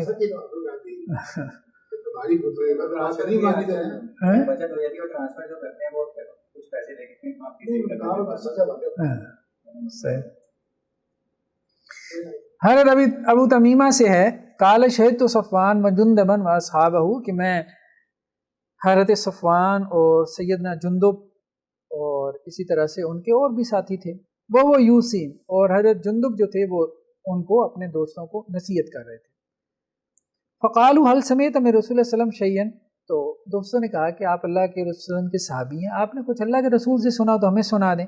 قال سمعت یقول تو حضرت جندب نے کہا بھائی میں نے اللہ کے رسول سے یہ سنا ہے من سمع اللہ به یوم القیامہ، جو تو لوگوں کو سنانے کے لیے کوئی عمل کرنا چاہے گا نا تو اللہ تعالیٰ قیامت والے دن جو ہے وہ اس کی رسوائی کر دیں گے، یعنی اس لیے کوئی نیک عمل کیا کہ لوگ واہ واہ کریں تو قیامت والے دن جو ہے وہ اللہ تعالیٰ اس کو رسوا کر دیں گے، یعنی اس کی واہ واہ کروا دیں گے کہ اس نے واہ واہ کے لیے یہ کام کیا۔ قال ومن یشاقق یشقق اللہ علیہ یوم القیامہ، اور جو لوگوں کو مشقت میں ڈالے گا قیامت والے دن اللہ تعالیٰ اس کو مشقت میں ڈالے گا۔ اس سے کیا مراد ہے؟ اگر آپ کے پاس کوئی حکومتی عہدہ ہے نا تنگ نہ کریں، بہت تنگ کرتے ہیں، بہت توبہ توبہ اپنے ماتحت افسروں کو بہت تنگ کرتے ہیں خواہ مخواہ ایسے، تو اب کچھ ماتحت تو ایسے ہوتے ہیں وہ ساری زندگی بیچارے گالیاں دیتے رہتے ہیں، تنگی نہ کرو خواہ مخواہ، اب وہ تمہارے اس کے ماتحتی میں آ گیا ہے، خواہ مخواہ اس کو تنگ کیے جا رہے ہو، کوئی غصہ اتاری جا رہے ہو، یہ نہیں، یعنی یہ بھی تمہاری ریسپانسبلٹی ہے، تمہیں اللہ نے بڑا بنایا، تم نے درگزر سے کام لینا ہے، یہ نہیں کہ میں یہ ہوں اور وہ میرے ماتحت ہے اور اس نے فلاں وقت میں یہ کیا تھا تو اب مجھے ساری زندگی اس کے ساتھ یہ کرنا ہے، تو وہ پھر ساری زندگی اس کو مزہ ہی چکاتا رہتا ہے، یہ سوچے سمجھے بغیر کہ اس کا مجھے اللہ کے یہاں حساب دینا ہے۔ اللہ نے بڑا بنایا ہے تو بڑے بننے کا تقاضا یہ ہے کہ تم درگزر سے کام لو، اگر وہ ماتحت سے کوئی غلطی زیادتی بھی ہوگی درگزر کرو، بس چھوڑو۔ اب یہ رویہ کہاں ہے؟ کہیں پہ بھی نہیں۔ وقالوا اوصنا، تو وہ کہنے لگے آپ ہمیں وصیت کریں۔ وقال ان اول ما ينتن من الانسان بطن، تو انہوں نے کہا بھائی دیکھو انسان جب قبر میں رکھا جاتا ہے نا تو سب سے پہلے اس کا پیٹ خراب ہوتا ہے، یعنی پیٹ پھٹتا ہے۔ فمن استطاع اللہ یاکل الا طیبا فلیفعل، تو اگر تمہیں استطاعت ہے نا کہ طیب کے علاوہ کچھ نہ کھاؤ بس یہ کر لو، حلال کے علاوہ کچھ نہ کھاؤ، حلال لقمے کے علاوہ اپنے پیٹ میں مت ڈالو۔ ومن استطاع اللہ یحال بینہ وبین الجنہ بملء کفہ من دم احرقہ، اور اگر تمہیں یہ استطاعت ہے نا تمہارے اور جنت کے درمیان کوئی مٹھی بر خون جو اس نے بہایا ہو یہ بھی حائل نہ ہو، فلیفعل، تو یہ کر لو، یعنی دو کام، ایک تو حلال اور دوسرے کسی مسلمان کا خون نہ بہا، کیونکہ یہ تمہارے اور اس کے درمیان مٹھی بر خون بھی اگر کسی مسلمان کا بہا دیا نا ناجائز، یہ تمہارے اور جنت کے درمیان حائل ہو جائے گا، تمہیں جنت میں نہیں داخل ہونے دے گا۔ قتل کرنا تو بہت بڑی بات ہے۔ تو راوی کہتے ہیں میں نے امام بخاری سے کہا کہ کس نے یہ بات کہی کہ میں نے اللہ کے رسول صلی اللہ علیہ وسلم سے سنا، کہ حضرت جندب نے؟ تو امام بخاری نے کہا حضرت جندب نے یہ بات کہی۔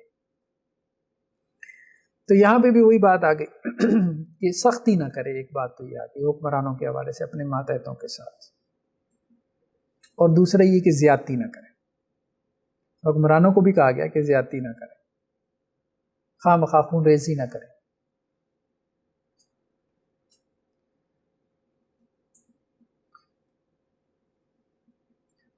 بہرحال یہ اب دیکھیں نا کچھ لوگ جنہوں نے کوئی توڑ پھوڑ کی ہے چلیں اس کے اوپر تو آپ لاٹھی چارج کر لیں، لیکن خواہ مخواہ لوگوں کے اوپر لاٹھی چارج کرنا یہ بھی ٹھیک نہیں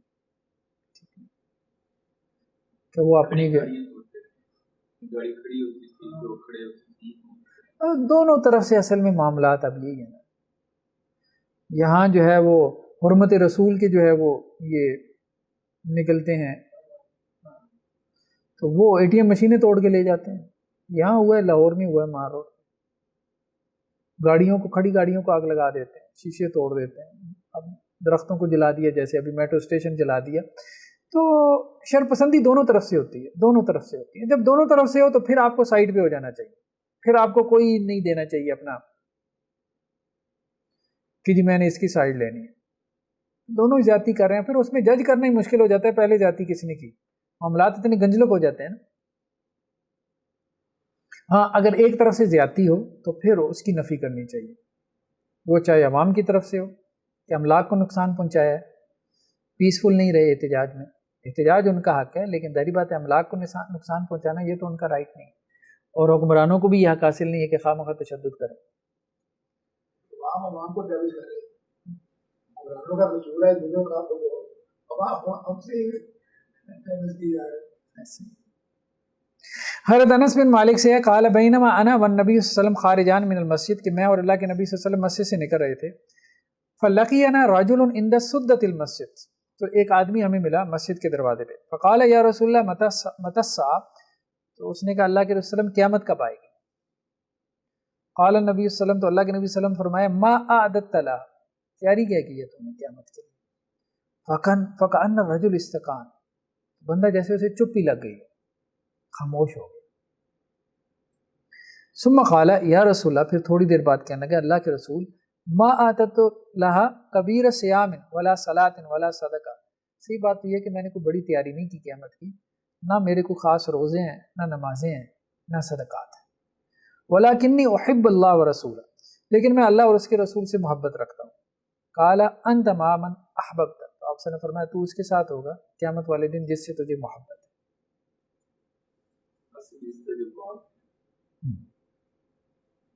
باب القضاء والفتیہ فی الطریق، ٹھیک ہے، رستے میں چلتے چلتے فتویٰ دینا یا فیصلہ کرنا، اس کا جواز ہے کہ نہیں؟ یعنی قاضی کیا کورٹ میں بیٹھ کے ججمنٹ پاس کر سکتا ہے یا رستے میں بھی کر سکتا ہے، یہ یا مفتی صاحب اپنے دارالافتاء میں فتویٰ دے سکتے ہیں یا چلتے چلتے؟ تو یہاں سے امام بخاری نے جواز نکالا ہے کہ نہیں، کیا جا سکتا ہے چلتے چلتے. جیسے کہتے ہیں نا وقضا یحییٰ بن یعمر فی الطریق وقضا شعبی علی باب داری، یحییٰ بن یعمر نے رستے میں فیصلہ کیا، یہ قاضی تھے، اور امام شعبی نے جو ہے وہ اپنے گھر کے دروازے پہ جو ہے وہ فتویٰ دیا. ہاں ضروری نہیں کرسی پہ بیٹھے، ہاں جب اس کے پاس وہ جو ہے نا وہ اختلاف آ گیا تو وہ جیسے وہ انہوں نے کہا نا کہ حضرت انس بن مالک کہتے ہیں کہ میں اور اللہ کے نبی صلی اللہ علیہ وسلم مسجد سے نکل رہے تھے، تو ہمیں ایک آدمی مسجد کے دروازے پہ ملا، تو آپ صلی اللہ علیہ وسلم نے اس کو وہیں پہ جو ہے وہ جواب دے دیا. ہاں چلتے راستے میں فیصلہ کیا جا سکتا ہے، ٹھیک ہے. مطلب یہ نہ ہو کہ قاضی نے اگر راستے میں فیصلہ کیا نا تو بعد میں کوئی فریق یہ اعتراض نہ کرے کہ یہ تو چلتے چلتے فیصلہ ہوا، جلدی میں ہوا، عجلت میں ہوا، یہ قابل قبول نہیں ہے، دوبارہ ہونا چاہیے. نہیں، وہ یہ کہہ رہے ہیں کہ نہیں وہ نافذ ہوگا، اگر ایسا ہو گیا تو وہ نافذ ہوگا.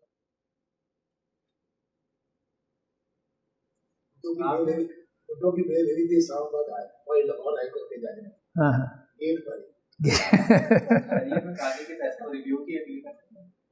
ہاں بڑی عدالت میں ہو سکتا ہے، بڑی عدالت.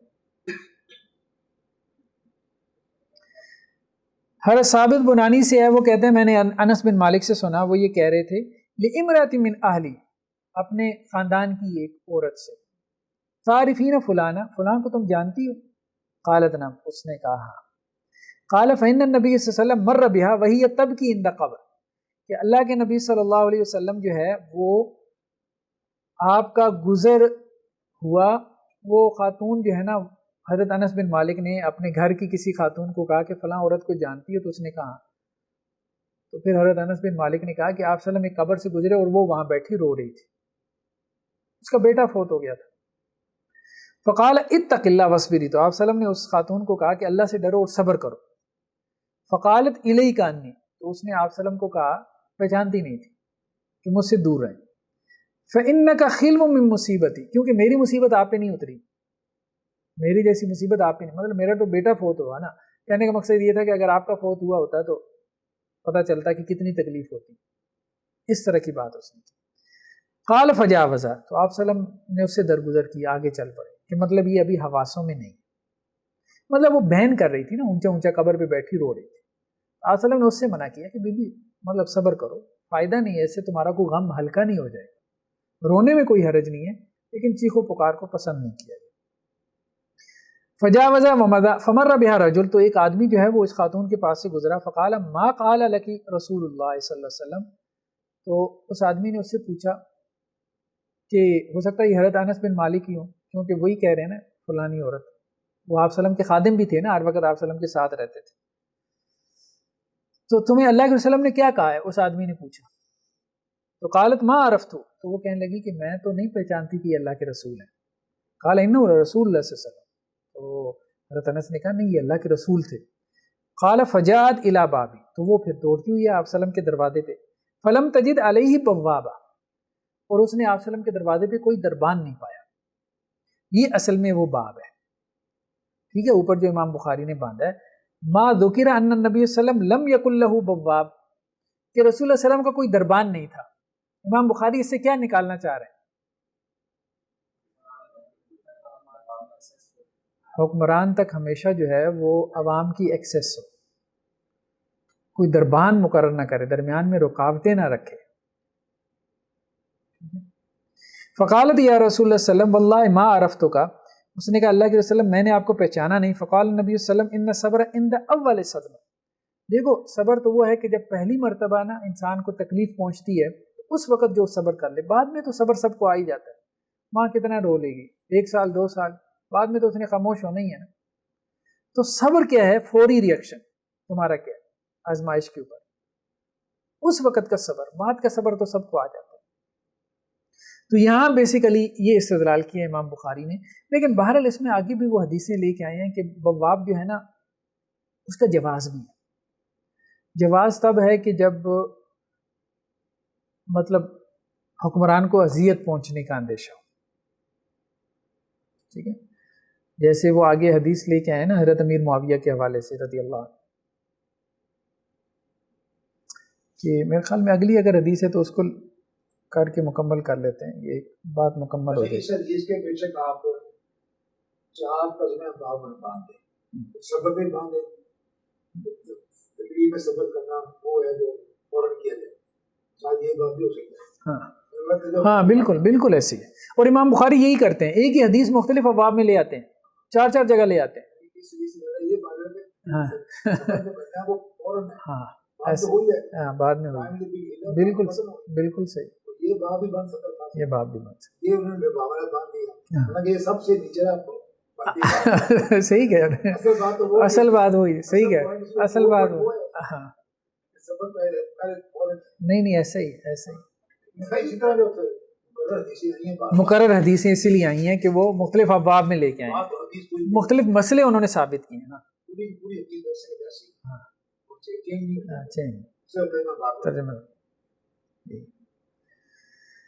چلیں جی، پھر میرے خیال میں کافی ہے، انشاءاللہ نیکسٹ پھر اس کو آگے لے کے چلتے ہیں.